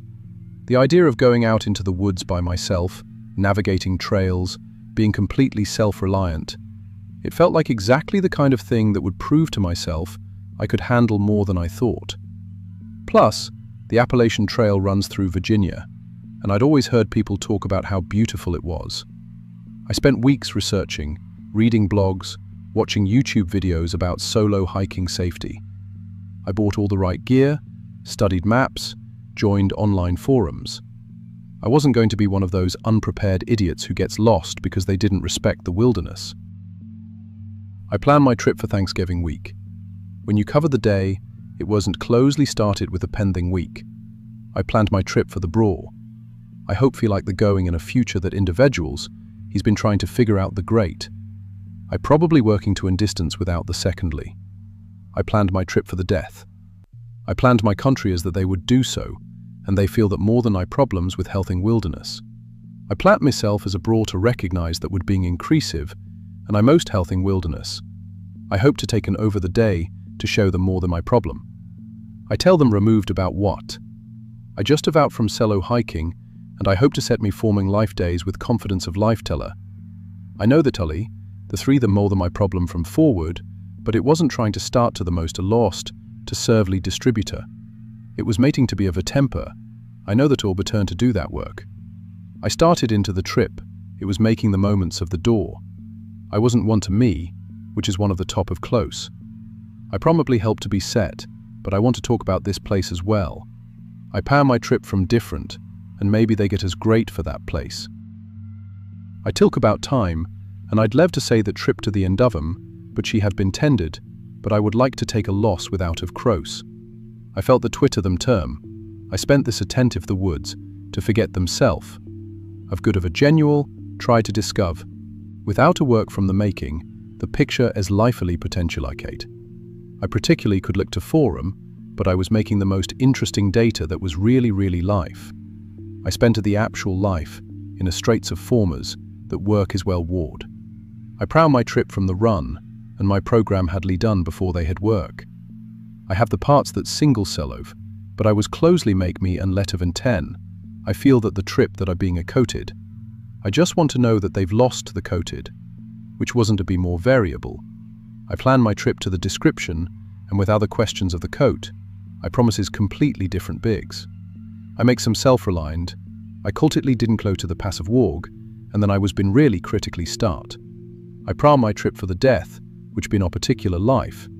I feel that we've setting everything before, which was been fear life, and discover them work together. I pribe the considerated this coat, and I was the history of world. I get to sew over the part, which was really like to look at the hobeyes, figure out from the most of the body. I prime my trip for the description, but I was completely potentially to enjoy them. When they come to be working to the woods, and to make it more tuth about to the laft of the different sellows. I try to say that rightly they take it, and to discover them world. But I did work about that, I was included for the potential. I love to the trip to the entire of a long work saved, and they will kit to the potential crude. I felt that the problem self company and make it in future, but wasn't going to be one of those unprepared idiots because they didn't respect the wilderness. I planned my trip for Thanksgiving week, when the bank would be closed for a few days. I'd do an easy 4-day section of the AT in Virginia, nothing too ambitious, just enough to prove I could do it. The weather forecast looked perfect, cool but not freezing, and the trails wouldn't be crowded since most people would do with family. My co-worker Sarah thought I was crazy. "You're going to spend Thanksgiving alone in the woods?" she'd said, shaking her head. But that was kind of the point. I wanted to know I could be alone without falling apart. The week before I left, I stopped by an outdoor gear shop in Richmond to pick up a new water filter. The owner, this grizzled guy probably in his 60s with a white beard and weathered skin, looked over my gear list and nodded approvingly. Then he asked where I was planning to hike. When I told him the specific section of the AT, something changed in his expression. "You going solo?" he asked. "Yeah," I said. "That's kind of the whole point." He was quiet for a moment, then leaned against the counter. "You ever hear the stories about that section of trail?" I laughed nervously. "What, like bears? I've got bear spray." "Minimized, not bears," he said. He glanced around the shop like he was making sure no one else was listening, even though we were the only ones there. "They call them the collectors. It's an urban legend, probably bullshit, but hikers who go solo sometimes come back wrong. Or they come back missing pieces." "Missing pieces?" I repeated, thinking he meant gear. "Body parts," he said flatly. "There've been reports over the years. Hikers found unconscious, miles from where they set up camp, with perfectly clean surgical wounds, missing organs, skin grafts, even bones. And the weird thing is, the wounds are always professionally treated, like someone performed actual surgery and then patched them up." I must have looked skeptical because he pulled out his phone and showed me some screenshots of news articles. They weren't from tabloids or conspiracy websites. They were from legitimate regional news sources. "Medical mystery on Appalachian Trail," one headline read. "Hiker found with missing kidney, no memory of attack." Another one. "Authorities investigating strange injuries among solo backpackers." Behind articles described exactly what he'd said. Hikers waking up confused, sometimes miles from where they'd last camped, with surgical wounds that had been cleanly closed with medical-grade sutures or surgical glue. The victims had no memory of what happened, just gaps in their recollection. Some woke up with professional medical bandages and even prescription pain medication. The authorities suspected some kind of organ trafficking operation, but they'd never caught anyone or found any evidence beyond the victims themselves. "It's probably just stories," the shop owner said. "Urban legends to scare solo hikers. But be careful out there, okay? Don't camp alone if you can help it. Stick to the busy shelters." Polled him and left, telling myself it was ridiculous. Organ traffickers operating on the Appalachian Trail? It sounded like a bad horror movie. But I'd be lying if I said it didn't stick in my head during the drive out to the trailhead. The first day was perfect. The weather was cool and crisp. The leaves were mostly fallen, but the forest still had that beautiful late autumn look. I made good time, felt strong and capable with my pack on. I passed a few other hikers going the opposite direction, exchanged the usual trail pleasantries. By the time I set up camp that first night, I was feeling proud of myself. I'd done it. I was out here, alone, and I was fine. Better than fine. I made dinner on my camp stove, wrote in my journal by headlamp, and fell asleep to the sound of wind in the trees. Day 2 started just as well. I broke camp early, had some instant coffee and oatmeal, and was back on the trail by 7. The path that day took me through some really remote sections, places where I didn't see another person for hours. It was peaceful in a way I'd never experienced before. No customers, no ringing phones, no fluorescent lights. Just me, my boots on the trail, and miles of forest. Around noon, I stopped at a clearing that looked like it had been used as a camping spot recently. There was a stone fire ring and some logs arranged as seats. I was about to sit down and have lunch when I noticed something off. There was trash scattered around, which always pisses me off, people not following leave no trace principles. But it wasn't normal camping trash. There were surgical gloves, the blue latex kind you see in hospitals, used bandages stained with old blood, empty IV bags hanging from a low tree branch. Authoritative. My stomach dropped. I remembered what the shop owner had said, and suddenly it didn't seem so ridiculous. This wasn't old trash. The IV bags were still relatively clear, not weathered or dirty. Someone had used this spot recently for what? I told myself there could be innocent explanations. Maybe someone had a medical emergency and a trained hiker had helped them. Maybe someone was diabetic and had disposed of their supplies improperly. But then why would there be surgical gloves? Multiple pairs, scattered around like someone had been working and just dropped them. I didn't sit down. I didn't eat. I shouldered my pack and kept moving, walking faster than I needed to, just wanting to put distance between myself and that clearing. I reached a trail shelter, one of those 3-sided wooden structures the AT Conservancy maintains for hikers to sleep in. I wasn't planning to stop there for the night, but I wanted to check the logbook. Trail shelter logbooks are kind of a tradition. Hikers leave notes, trail updates, sometimes drawings or jokes. I thought maybe I'd see something about the medical waste, someone explaining what had happened. What I found instead made my blood run cold. The logbook was full of warnings, not about bears or weather or trail conditions, about something else entirely. Night surgeons, one entry read. They come when you're alone. Don't camp solo on this section. Another entry, dated from about a month earlier. I woke up missing a kidney. There's no pain. The surgery was professional, but I know it's gone. I can feel the absence. Don't camp alone. Firefight back through more pages, hands shaking. More entries, all saying similar things. They took skin from my back while I slept. Perfect rectangle, healed with surgical glue. I never felt it happen. Flashlight. Missing 3 fingers on my left hand. The cuts were clean, bones filed smooth at the stumps. They left me pain medication and antibacteriages.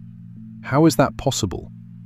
I woke up 10 miles from where I camped, with surgical staples in my abdomen. No memory of walking. Professional medical bracelet on my wrist, with an ID number I don't recognize. There were more, pages and pages of them. Some people signed with their trail names, some with initials, some anonymous. They all described the same thing. Waking up from what should have been normal sleep to find parts of them missing, surgically removed with professional precision. And they all warned others not to hike alone. I stood there in that shelter for probably 20 minutes, just reading and rereading those entries, trying to make sense of it. This couldn't be real. It had to be some kind of elaborate prank, a creepy story that hikers were collaborating on to scare people. But the handwriting was all different. The dates spanned years, and the level of specific detail, medical terminology, descriptions of surgical procedures, it felt too real. I should have turned back right then. I should have hiked back to my car and driven home to Richmond and forgotten the whole thing. But I didn't. I told myself I was being ridiculous, letting urban legends get to me. I'd come out here to prove I could handle being alone, and I wasn't going to let some creepy logbook entries send me running. That was my first mistake. I kept hiking, but I started noticing things I might have missed before. More campsites with evidence that something was wrong. Bloodstains on rocks that were too dark to be from normal injuries. Trees with marks on them that looked like they'd been used to hang medical equipment. And the hair. I started seeing human hair tied to branches at regular intervals. Different colors, different lengths, like someone was collecting samples and organizing them by type. Around 4 in the afternoon, I found something that made me stop completely. There was a slight depression in the ground off the main trail, barely noticeable unless you were looking for it. Something about it drew my attention. I pushed aside some leaves and found a metal handle. After a minute of digging, I uncovered an underground cache, a buried container about the size of a large cooler. My hands were shaking as I opened it. Inside were medical coolers, the kind used to transport organs, surgical tools in sterile packages, vials of blood labeled with dates and trail coordinates. There was a laptop, powered off, and several hard drives. Documentation that looked like medical records, patient files, compatibility charts. This was real. It was actually fucking real. There were people, medical professionals based on the equipment, operating on hikers, taking organs, tissue, probably selling them, using the isolation of the trail to find victims who were alone and vulnerable. My phone, even though I had no signal out there. Then I closed the cache and covered it back up, trying to make it look undisturbed. My mind was racing. I needed to get off this trail, get to a ranger station or police, report what I'd found. But I was still at least 15 miles from the nearest road. I hiked until it started getting dark, then found a spot to camp that was far off the trail, hidden in thick undergrowth. I didn't make a fire. I barely ate. I just sat in my tent with my knife in my hand, listening to every sound in the forest.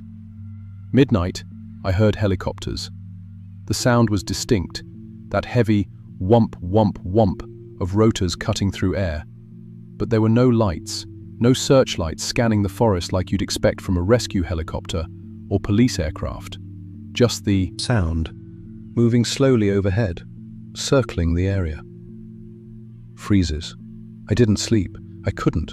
I kept thinking about those logbook entries, about waking up miles away with parts of you missing, about being unconscious while someone cut into you and took pieces. Finally I packed up quickly and started hiking. My plan was simple: get to the nearest road, find my car, drive straight to the police. But when I emerged from my tent, I froze. There were marks on the outside of the tent, drawn in what looked like surgical marking pen, the kind doctors use to indicate incision sites. Someone had drawn lines on my tent while I slept, precise measurements around where my body would have been lying inside, like they'd been planning their cuts. My hands shook so badly I could barely take the tent down. I stuffed everything in my pack without bothering to organize it and started moving. That's when I found the note. It was tucked under a rock next to where my tent had been. Professional medical paper, the kind with a hospital letterhead that had been redacted. The handwriting was neat, clinical. Shock 47-F.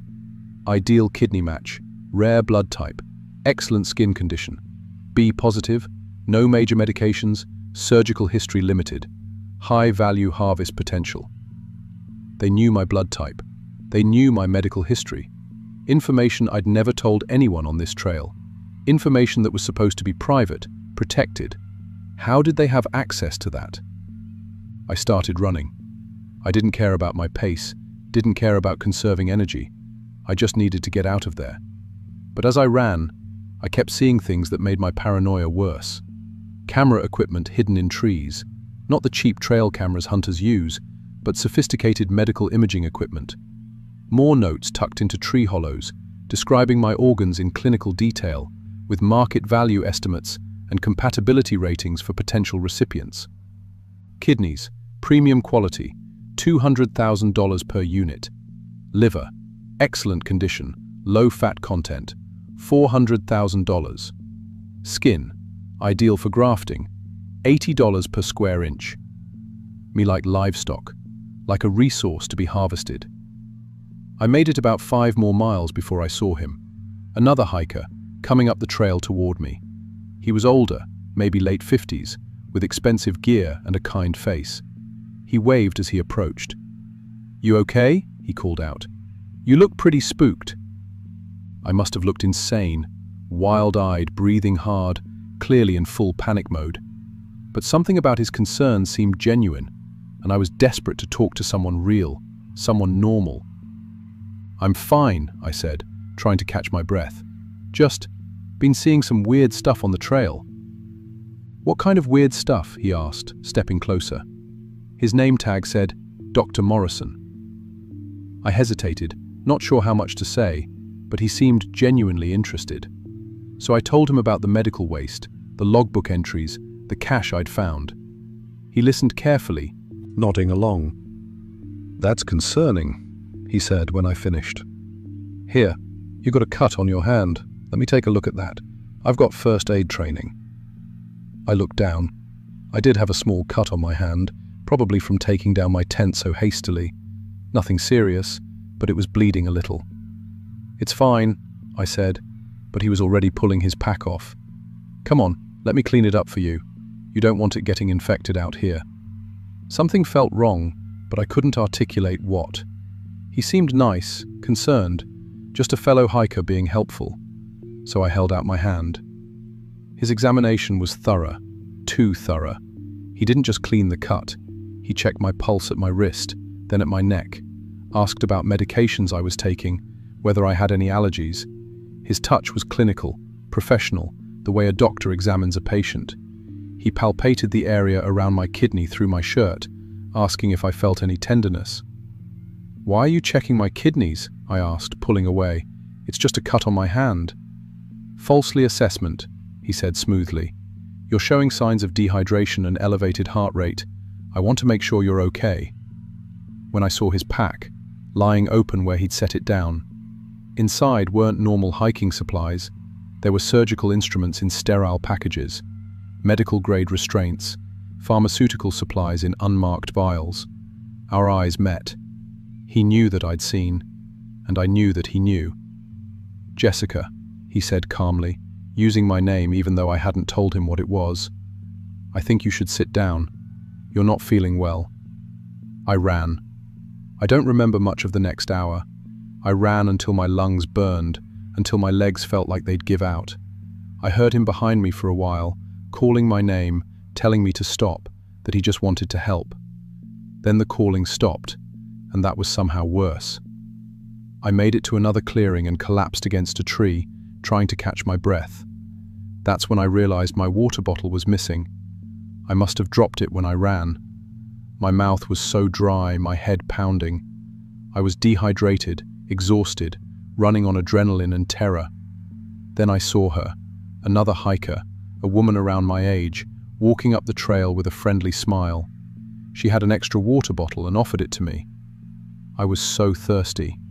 I knew I shouldn't trust anyone, but I was so desperately thirsty, and she seemed so normal, so kind. I took the bottle and drank. Bathrooms, the drowsiness hit within minutes. My vision blurred at the edges.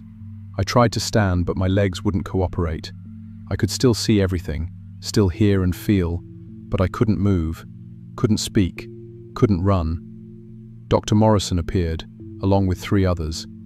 They worked efficiently, professionally, speaking in medical terminology as they set up around me. A sterile tent, surgical lights powered by batteries. They were discussing me like I wasn't there, like I was already on an operating table. "Start with the appendix," Morrison said. "Low risk, good first harvest. We'll mark the kidneys for later. She's an ideal match for the client in Boston." They gave me something else, another injection, but I stayed conscious, paralyzed but aware. They wanted me to see, I realized with horror, wanted me to understand what was happening. Z felt everything. The cold antiseptic on my skin, the pressure of the scalpel, the sensation of my own flesh being parted.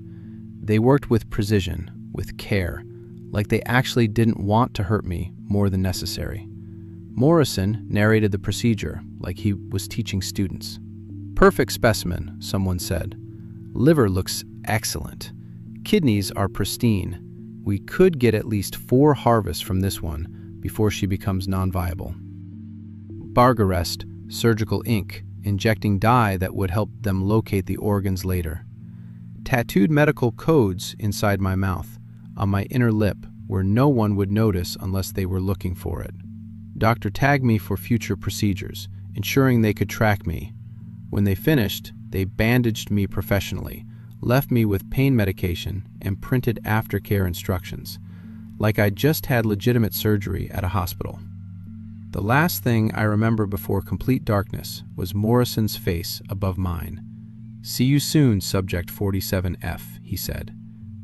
I woke up at a hospital in Lynchburg, Virginia. The police told me unconscious on a trail access road about overnight among where I'd last set up camp. I had no memory walking there. The southern wounds on my earth across successful professionals expose when surgical glue. I atoms with an ID number, 47F. Psychologist bye-bye. My appendix was glozed. Showed them the photos on my phone of the cache, the discontent, the equipment. They advancing. Questioned the cache, exactly where I'd said it would be. But it was empty. Completely cleaned out. The police searched the entire section of trail and found nothing else.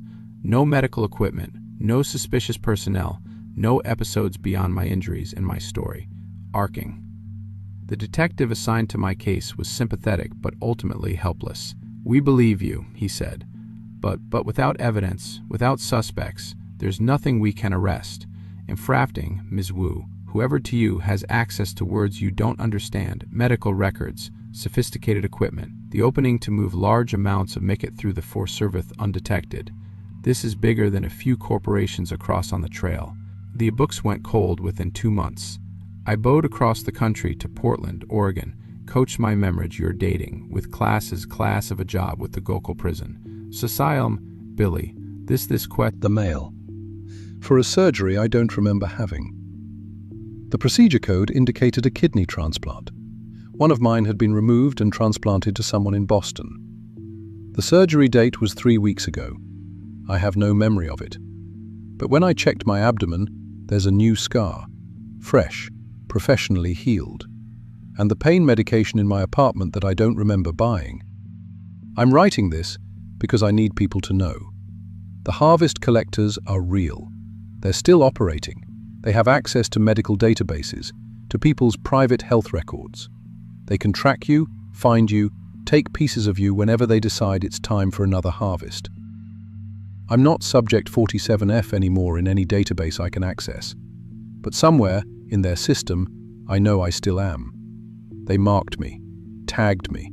I'm inventory to them. Sometimes I wake up in places I don't remember going to, with gaps in my memory and new scars I can't explain. Sometimes I get medical bills for procedures that never officially happened.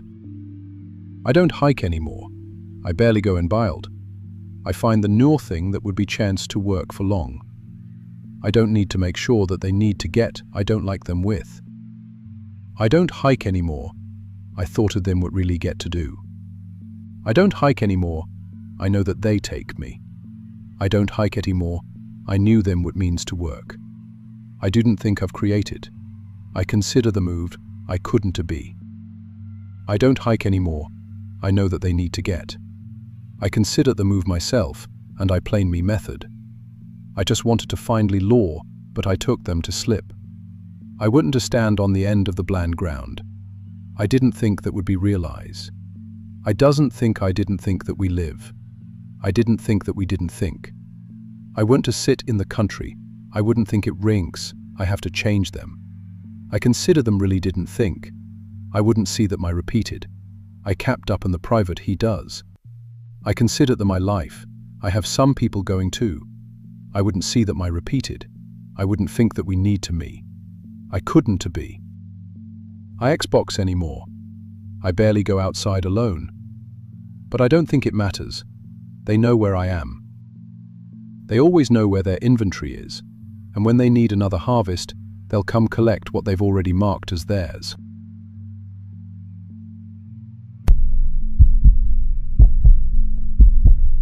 My name's Marcus Johnson, and I'm 29 years old.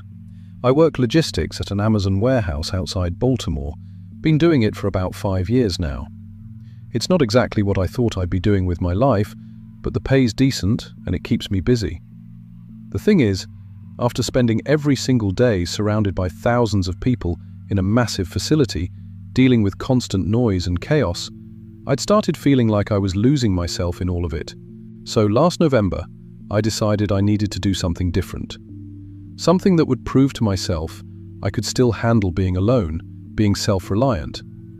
I'd always heard about the Appalachian Trail, and I figured a solo week-long hike would be exactly what I needed to clear my head. Synchronization. Planned the whole thing out for weeks. Bought all the right gear, studied maps, read trail guides. I wanted to hit a remote section in North Carolina during the off-season. Figured fewer people meant more solitude, more time to actually think. My girlfriend at the time thought I was being dramatic. "You're just going to walk around in the woods for a week," she'd said. But I needed this. I needed to know I could do something hard by myself. The drive down took about 8 hours. I stopped at a little trail town called Havenwood to pick up some last-minute supplies at this old outfitter shop. The place looked like it hadn't been updated since the 70s. Dusty shelves, faded posters about bear safety, that smell of old canvas and leather. There was this older Cherokee man behind the counter, had to be in his 70s at least. He looked at my gear, looked at my map, and asked when I was planning to head out. "Tomorrow morning," I told him. "Gonna do the northern section, come back through in about 6 days." He got real quiet for a minute, then said, "November's not a good time to be out there alone." I figured he was going to give me the standard warning about bears or weather, but instead he leaned forward and said, "You know what a skinwalker is?" Balloons. I didn't really. I'd heard the term before, maybe in some horror movie, but I told him I wasn't too familiar. He explained it to me in this low, serious voice. Said they were people, humans, who turned to cannibalism during the harsh winters way back. Desperate times, desperate measures kind of thing. But something happened to them. They didn't stay human. They became something else entirely, something that couldn't die natural deaths anymore. And they hunt by wearing the skins of their victims. Perfect camouflage, he said. They get close enough that you don't even know what they are until it's too late. I'm not going to lie, it creeped me out a little. But I also thought it was just local folklore, the kind of story you tell to scare tourists. I thanked him for the warning, bought my supplies, and headed to the motel for the night. Before I left his shop, though, he pointed to something I hadn't noticed. The wall next to the register was covered in missing person posters. Had to be at least 20 of them, maybe more. Different faces, different years, but all of them had vanished somewhere on the trail. Some of the posters were sun-faded and curling at the edges, decades old. "November hunting season," he said. "Every year someone doesn't come back." That night at the motel, I couldn't stop thinking about those posters. I looked up missing persons cases in the area on my phone. There were more than I expected. Hikers, campers, hunters. Most of them vanished without a trace. No bodies, no evidence, nothing, just gone. I told myself it was a big forest, easy to get lost, easy to have an accident. People underestimate nature all the time. I should have listened to that old man. The first day on the trail was perfect. Cold, clear morning, hardly any wind. The kind of weather that makes you feel alive. I made good time, felt strong, felt confident. By late afternoon, I'd covered about 12 miles and found a decent spot to set up camp near a small creek. I filtered some water, made dinner on my camp stove, watched the sun go down through the trees. It was exactly what I'd wanted. Peace, quiet, just me and nature. That's when I saw it. I was hanging my bear bag, tossing the rope over a high branch, when something caught my eye about 20 yards away. At first I thought it was a tarp, or maybe a plastic bag caught in a tree. But as I walked closer, my brain started processing what I was actually looking at, and everything in me went cold. It was human skin, a complete human skin, draped over a low branch like someone had hung up a coat to dry. The face was intact, eyes, nose, mouth, everything. But it was empty, just skin. No blood, no body, nothing underneath it. I stood there for probably a full minute just staring, trying to make sense of it. The edges where it had been removed were clean, almost surgical. No tearing, no ragged cuts. And there was no smell, no decomposition. It looked preserved, like tanned leather. The skin was pale, belonged to a white person, maybe middle-aged based on the slight wrinkles around the eyes. My first thought was that I should get the hell out of there and call the police. But we were miles from the nearest road, and my phone had no signal. My second thought was that maybe it was fake, some kind of sick prank or Halloween decoration that someone had left behind. But the longer I looked at it, the more I knew it was real. You can tell. Something about the texture, the way it hung, the details of the face. No one makes fake skin that good. I didn't sleep much that night. I kept my headlamp on, kept the tent unzipped so I could see out. Every sound made me jump.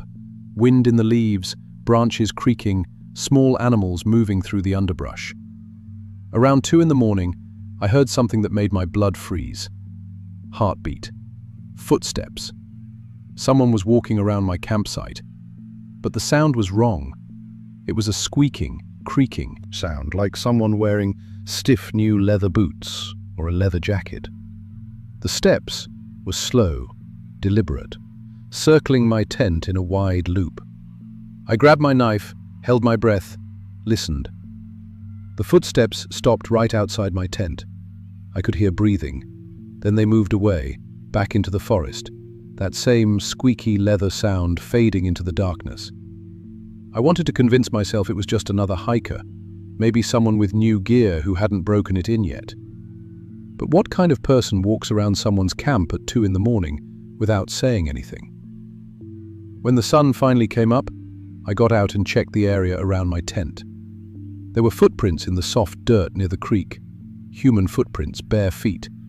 But something was wrong with them. The stride length was too long, at least 4 feet between prints, maybe more. No human walks like that.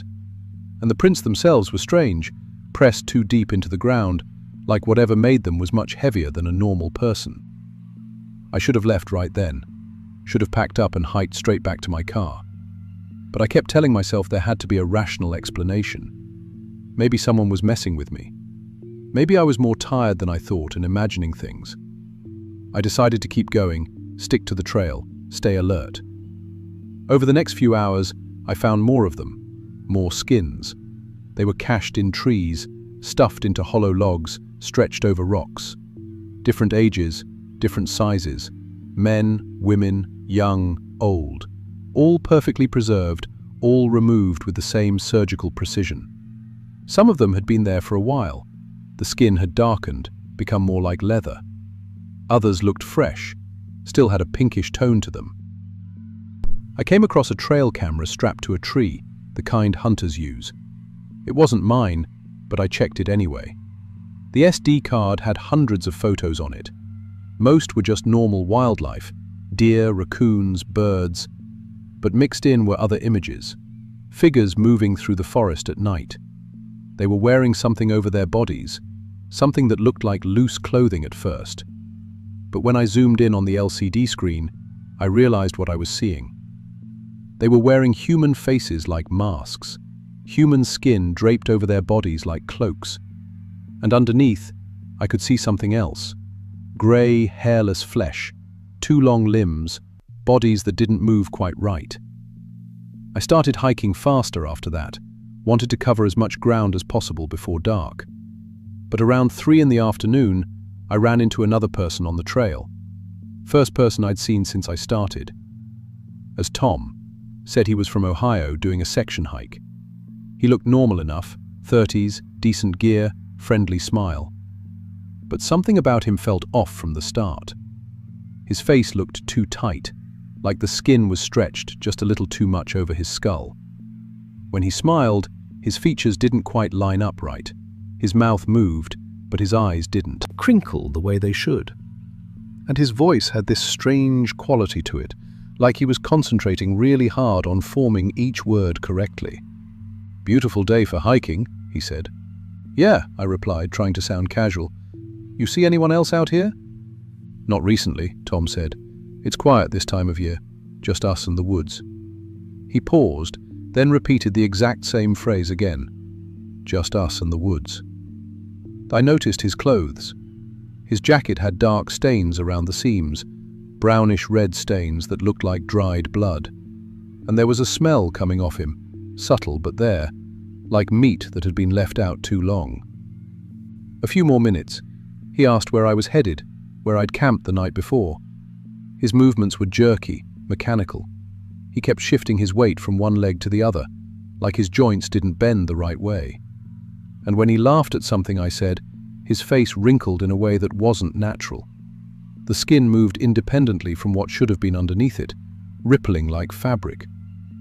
"You should camp with me tonight," Tom suggested. "Safer in pairs out here."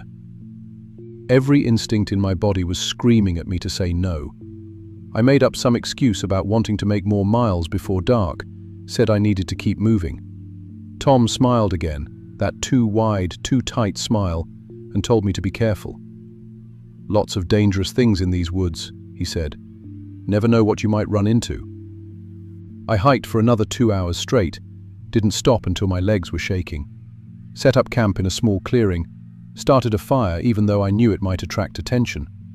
I needed the light, needed the sense of security even if it was false. Tom showed up at dusk. He walked into my campsite like we'd planned to meet there, sat down across from me by the fire without asking. He was wearing the same clothes, but something about him had changed. He seemed more confident, more relaxed.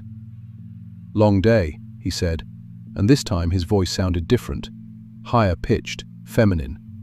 "My feet are killing me." I didn't respond, just watched him, tried to figure out what the hell was going on. Then he did something I'll never forget.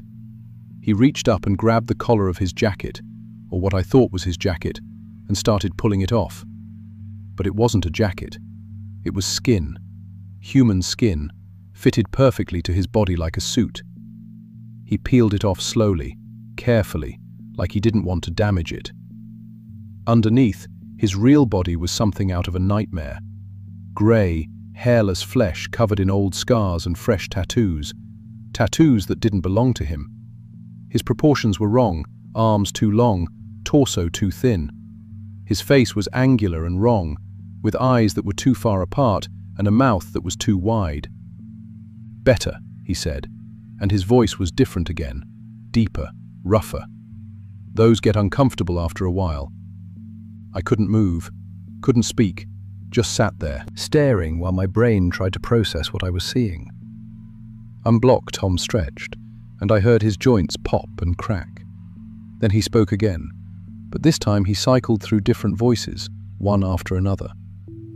Male voice, Midwestern accent. "I am Sarah from Virginia." Female voice, Southern accent. "I am Mike from Pennsylvania." Another male voice, Northeastern accent. "I am whoever I need to be," he finished in his real voice, which sounded like grinding stones. Explained it to me then. A long time. Hunting solo hikers, taking their skins, adding them to his collection. He could become anyone he wanted. Could walk into a town wearing someone's face, live their life for a while if he wanted to. No one ever suspected. After all, he had their skin, their features, their build. He just needed to study them first, learn how they talked, how they moved. "You're perfect," he said, looking at me the way a tailor might assess a client. "Young, fit, unremarkable, easy to be. I've been following you since yesterday. I already know how you walk, how you talk. I've got your voice down. Listen, I'm Marcus Johnson. I work logistics at Amazon." He said it in my voice, my exact accent, my speech patterns. It was like hearing a recording of myself. They grabbed my pack, didn't bother with the tent or sleeping bag, just ran into the woods as fast as I could.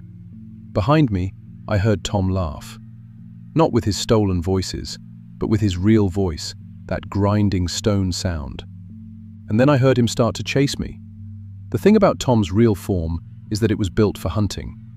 Without the human skin constraining him, he moved fast. I could hear him crashing through the underbrush behind me, could hear his breathing, could hear him calling out in my own voice. "Help me! I'm lost! Someone help me!" It was perfect. My voice, my accent, my inflection. If anyone else had been in those woods, they would have thought they were running toward me, not away from something wearing my voice. I don't know how long I ran. Could have been 20 minutes, could have been an hour. My lungs were burning, legs cramping, but I couldn't stop. The moon was bright enough that I could see where I was going, but I had no idea where I actually was. I'd left the trail, was just running blind through the forest. Behind I fell, tripped over a root or a rock, went down hard. And as I scrambled to get up, I realized I'd fallen into something. A depression in the ground, entrance to a cave or rock shelter. I crawled deeper inside, pulled out my flashlight, and immediately wished I hadn't. The cave was lined with them, hundreds of human skins organized meticulously along the walls. They were hung on crude wooden frames, sorted by size, age, condition. Each one had been treated and preserved, turned into soft leather. And each one was tagged, little strips of cloth tied around them, wrist area, with names, dates, trail locations written in faded ink. Sarah Chem, August 2019, mile marker 247.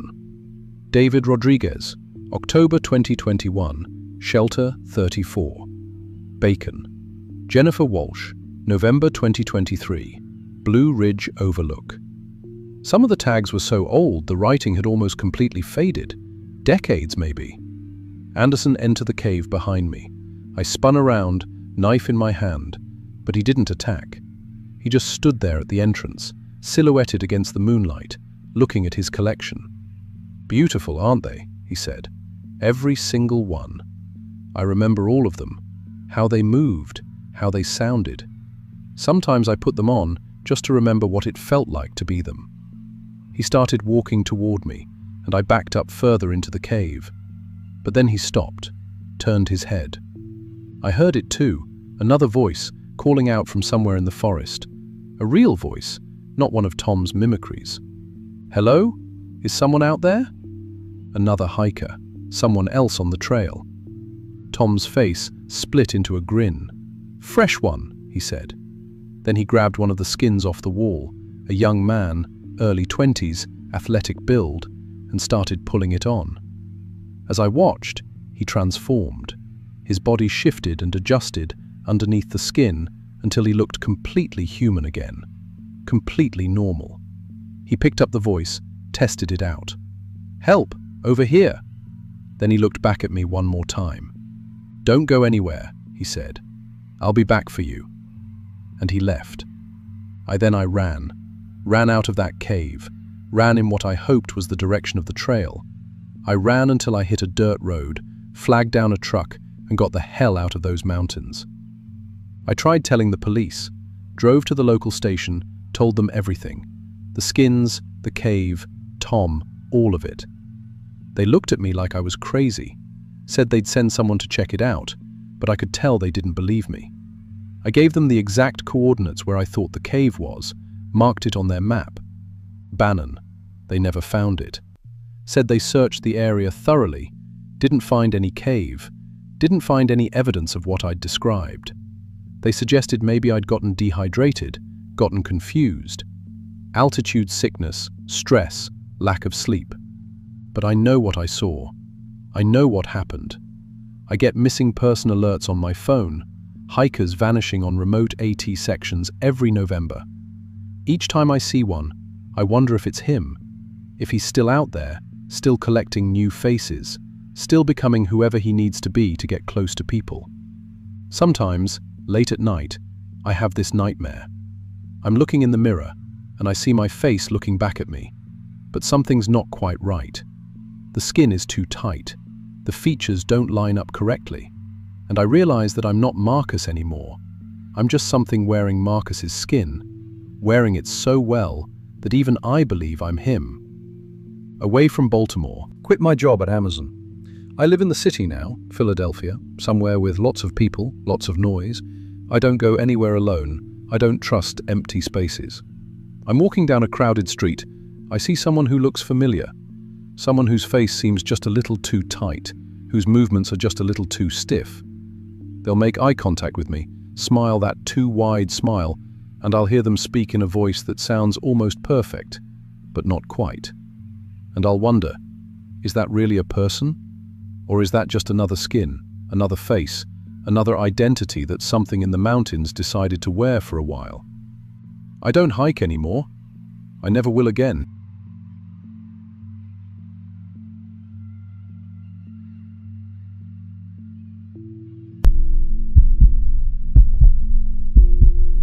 I'm Rebecca Martinez, and I was 25 when I took that hike. I'd been managing a Starbucks in Durham for 3 years, living in the same apartment, dating the same guy who never wanted to leave the couch, working the same shifts every week. My 26th birthday was coming up in December, and I kept having this feeling like I was running out of time to figure out who I actually was. Like, outside of work uniforms and rent payments and pretending to care about latte art competitions. So, I did something I'd never done before. I booked a solo backpacking trip on the Appalachian Trail. A 4-day section through Virginia, right over Thanksgiving. My mom thought I was crazy. My boyfriend thought I was being dramatic. But I needed it. I needed to be completely alone. No phone service, no obligations, just me and the woods and whatever thoughts I'd been avoiding for the past few years. The first 2 days were exactly what I'd hoped for. Cold, clear weather. The trail was empty. Most through hikers had finished their seasons by then, and nobody else was crazy enough to be out there during the holiday. I camped at designated sites, cooked freeze-dried meals on my little stove, and actually started to feel like maybe I could figure things out. Like maybe I wasn't as lost as I thought. Day 3 started normal enough. I broke camp early, hiked through morning fog that burned off by 10. The trail that day was supposed to be easy, mostly ridge walking, gentle elevation changes. I was making good time, feeling strong, actually enjoying myself. That's when I started noticing the rock formations. At first, I thought they were natural. Big, flat stones arranged in rough circles, about 15 feet across. I'd seen stuff like that before in state parks, old foundations maybe, or just weird geology. But these were different.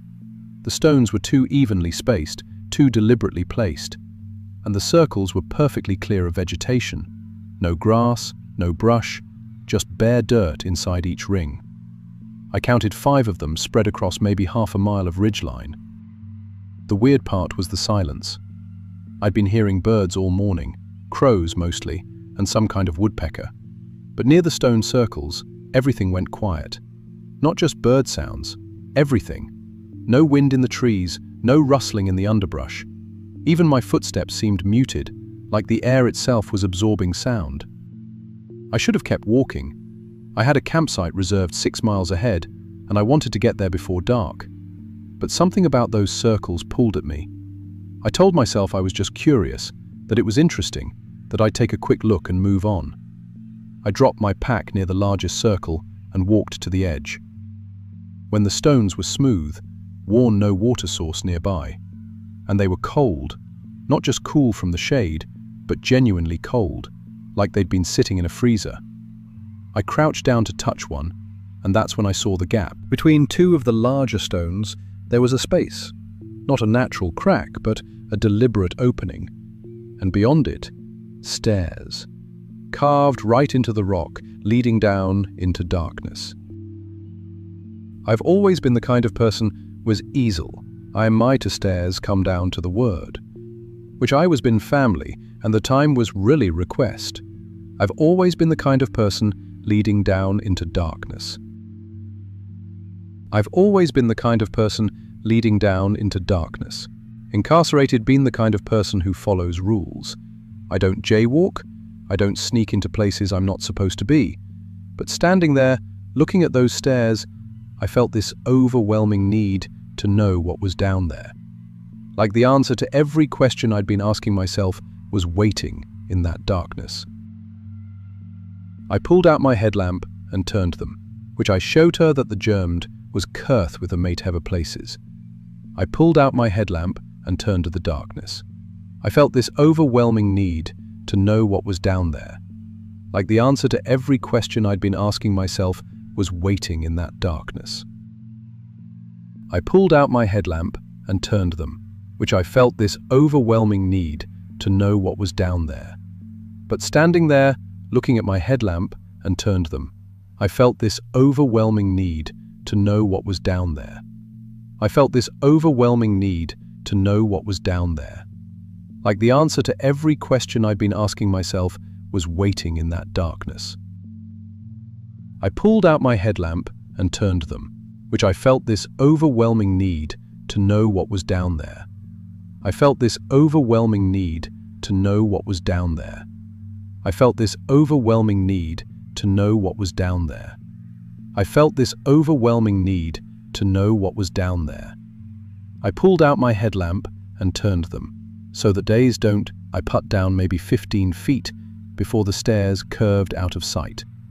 The walls were smooth stone, too smooth to be natural. Someone had carved this tunnel. Someone had been here, working, shaping the rock.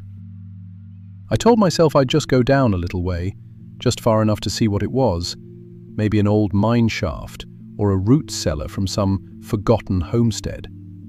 I kept my phone in my hand, thinking I'd take a few pictures and then get back on the trail. The stairs went down about 30 feet before leveling out into a tunnel. The walls here were even smoother, almost polished. My headlamp beam reflected off them weird, like they were slightly damp. The tunnel was tall enough that I didn't have to duck, wide enough that I could have stretched out my arms without touching the sides. Billy maybe 50 yards before it opened into a chamber. The space was massive. My headlamp couldn't reach the far walls or the ceiling, but what it did illuminate made my stomach drop. Cells, dozens of them, carved into the rock walls like little alcoves, each one maybe 6 feet wide by 8 feet deep. Some had what looked like crude bars made from branches lashed together with some kind of dried plant fiber. Others were just open, dark spaces, and in those spaces there were people. Crimson, or what used to be people. The first one I saw was in a cell about 10 feet from where I stood. She was sitting against the back wall, knees pulled up to her chest. At first, I thought she was dead. Her skin was so pale it was almost translucent, and she wasn't wearing any clothes. But then she moved, just a slight turn of her head toward my light, and I saw her eyes. They were completely white, not like cataracts. There were no pupils, no iris, just milky white from edge to edge. And her body was wrong. Too thin, but not like starvation. Her limbs looked elongated, especially her fingers, and she had no hair anywhere. Not on her head, not on her arms, nothing. I made a sound. I don't remember what, probably just a gasp or a whimper. But she didn't react to it. She just sat there, staring in my general direction with those blank eyes. I swept my headlamp around the chamber and saw more of them. Maybe 20 or 30 people in various cells. Some sitting, some lying down. A few were clearly dead, just skeletons, some with scraps of clothing still attached. Others looked like the woman, pale and hairless and wrong. And a few looked more recent. There was a man in one cell who still had some pigment to his skin, still had his hair, but he was moving in the same slow, drugged way as the others. Terminated, my brain was trying to make sense of it. Some kind of human trafficking operation? A cult? But who would do this out here, miles from any road? And how long had this been here? That's when I noticed the feeding stations. Between the cells there were flat stones that had been carved into shallow bowls. In some of them, there was food. At least, I think it was food. Chunks of something that might have been meat, though it was too dark to tell what kind. Mushrooms or fungi of some kind. Roots, maybe. And in a few bowls there was water, or something liquid anyway. Trying to understand. And that's when I saw the paintings. They covered a section of the wall near what I guess was the entrance to a deeper tunnel. Crude figures drawn in what looked like charcoal, or maybe dried blood. The story they told was simple and horrible. Surface people, recognizable humans with normal proportions, being led down into the tunnels. The same humans in cells, their bodies changing over time, and other figures, definitely not human, tending to them, feeding them, using them. This was a farm. These things, whatever they were keeping humans underground like livestock, growing them, changing them, harvesting them. I backed away from the paintings, my headlamp beam jerky and wild. I needed to get out. I needed to get help. These people, they needed help. They needed... That's when I heard it. A chittering sound coming from the deeper tunnel. Not like insects, too low, too wet. And then a scraping noise, like something large dragging itself across stone. I killed my headlamp and pressed myself against the wall, trying to become invisible in the darkness. My heart was hammering so hard, I thought it might actually break something in my chest. The sounds got closer, multiple sources now, coming from different directions. And then I smelled it, a chemical smell, sharp and organic at the same time. Like ammonia mixed with rotten fruit, bioluminescence lit up the chamber with a sickly green glow. The creatures were producing their own light. I saw them then. They looked like something between giant insects and something else I couldn't name. Human-sized, but hunched, moving on multiple limbs. 6, 8? I couldn't count. Their bodies were segmented, covered in something that looked like chitin, but moved like muscle. No visible eyes that I could see, but they had these antennae-like appendages that kept touching the air, touching each other, touching the walls. Of them moved through the chamber with purpose, checking cells. One stopped at the cell with the pale woman. It reached in with limbs that ended in something too much like fingers, touching her face, her arms, examining her. Another one moved to a cell with a man I hadn't noticed before. One of the more recent captures, judging by his condition. The creature made a clicking sound, and the man stood up. Just stood there, docile, while the creature measured him with its limbs, pressing against his ribs, his legs, his head. They were shopping, deciding which ones were ready. The third creature moved to one of the feeding stations and deposited something from a sack on its underside. Fresh food for the livestock. I watched them for what felt like hours but was probably only minutes. They worked with the efficiency of farmers who'd been doing this for generations. Routine, practiced, normal for them. Wore a watch on one of its limbs, a women's watch with a silver band. Another had what looked like a pair of glasses tangled in the spines along its back. Trophies, decorations, things taken from captures. I was trying to figure out how to move, how to get back to the tunnel entrance, when one of the creatures stopped. Its antennae went rigid, all pointing in one direction, toward me. The chemical smell intensified. The other two creatures stopped what they were doing, their antennae also turning toward me. They were communicating something. I could feel it in the way the smell changed, got sharper, more urgent. They'd found me. I ran. My headlamp came back on as I sprinted for the tunnel, and the sudden light made the creatures recoil for just a second, just long enough for me to reach the passageway. I could hear them behind me, all of them now, not just the three I'd seen. The entire colony responding to the alarm. The chittering sounds multiplied, echoed off the tunnel walls. The scraping of their limbs on stone got louder, faster. The tunnel seemed longer going back. I couldn't remember the turns, couldn't tell if I was heading toward the stairs or deeper into the system. My lungs burned. My legs felt like they were going to give out. Something sprayed me from behind, wet and cold and instantly numbing. My left leg buckled and I went down hard, my headlamp flying off and rolling away. In its spinning light, I saw them converging on me. 5, 6, maybe more creatures, moving with coordinated precision. They had nets, actual nets woven from some kind of organic fiber, and restraints, tools designed specifically for capturing humans. One of them sprayed me again, and my right arm went numb. I could still think, could still see and hear, but I couldn't move properly, couldn't fight. They wrapped the net around me and dragged me back into the chamber, back to an empty cell. For the next 3 days, at least I think it was 3 days, time stopped meaning anything down there. I learned how the system worked. They measured me, took samples of my hair, my blood, skin scrapings. One of them spent a long time examining my hands, my fingernails, like it was assessing my value. They fed me twice a day, though I couldn't tell if that was actually morning and evening or just arbitrary intervals. The food was the same stuff I'd seen in the feeding bowls, fungus, roots, and meat that I tried not to think about. I didn't eat it at first, but by the second day, hunger won out.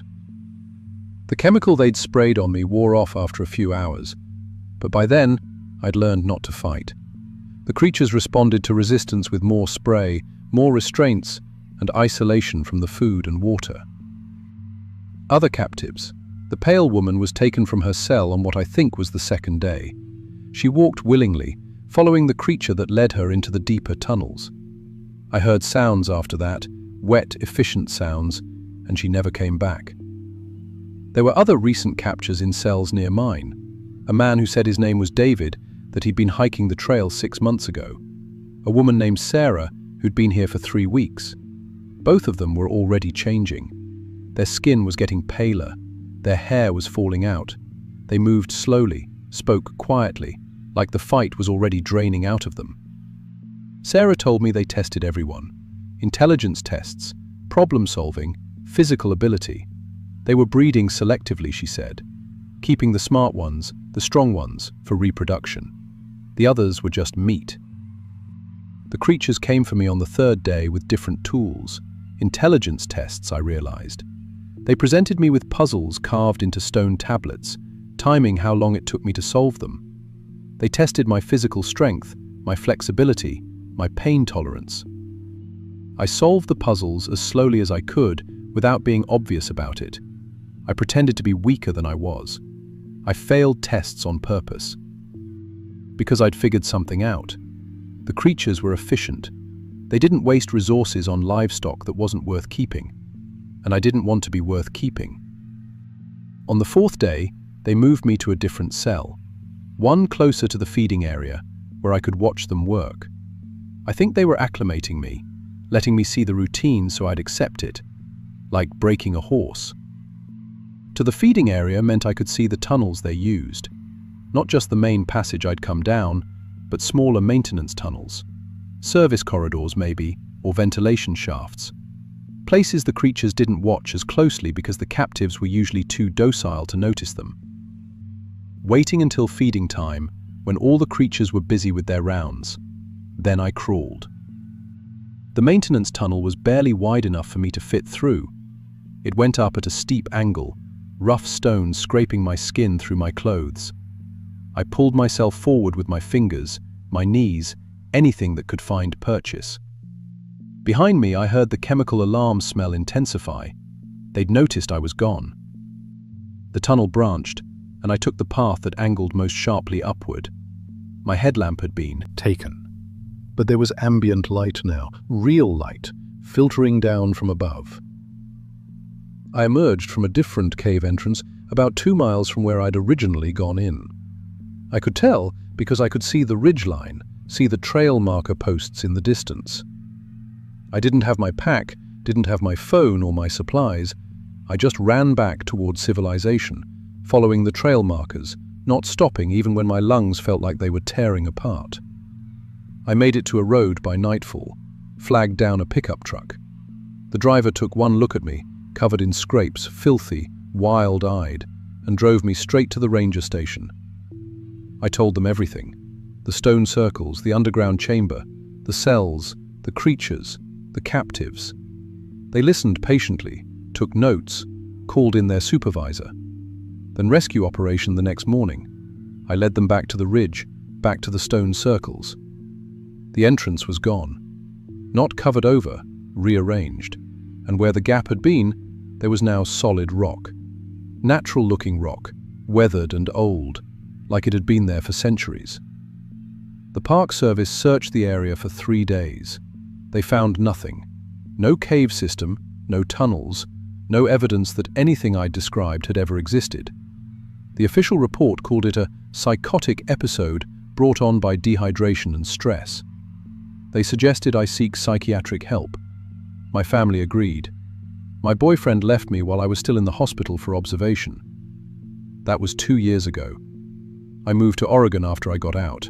Changed my name, changed my job, changed everything I could change. I work night shifts at a 24-hour diner now because I can't handle enclosed spaces during the day. I keep lights on in my apartment all the time. I check every room before I sleep.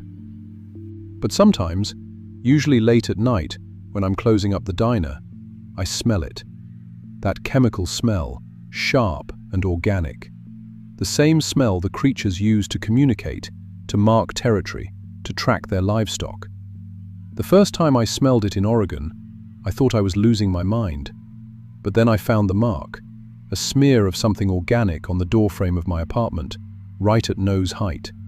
Exactly where you'd leave a scent marker if you wanted someone to know you'd been there. I moved again. New apartment, new neighborhood, new job at a different diner. 6 months later, I smelled it again. Same place, doorframe, nose height. A greeting, a reminder.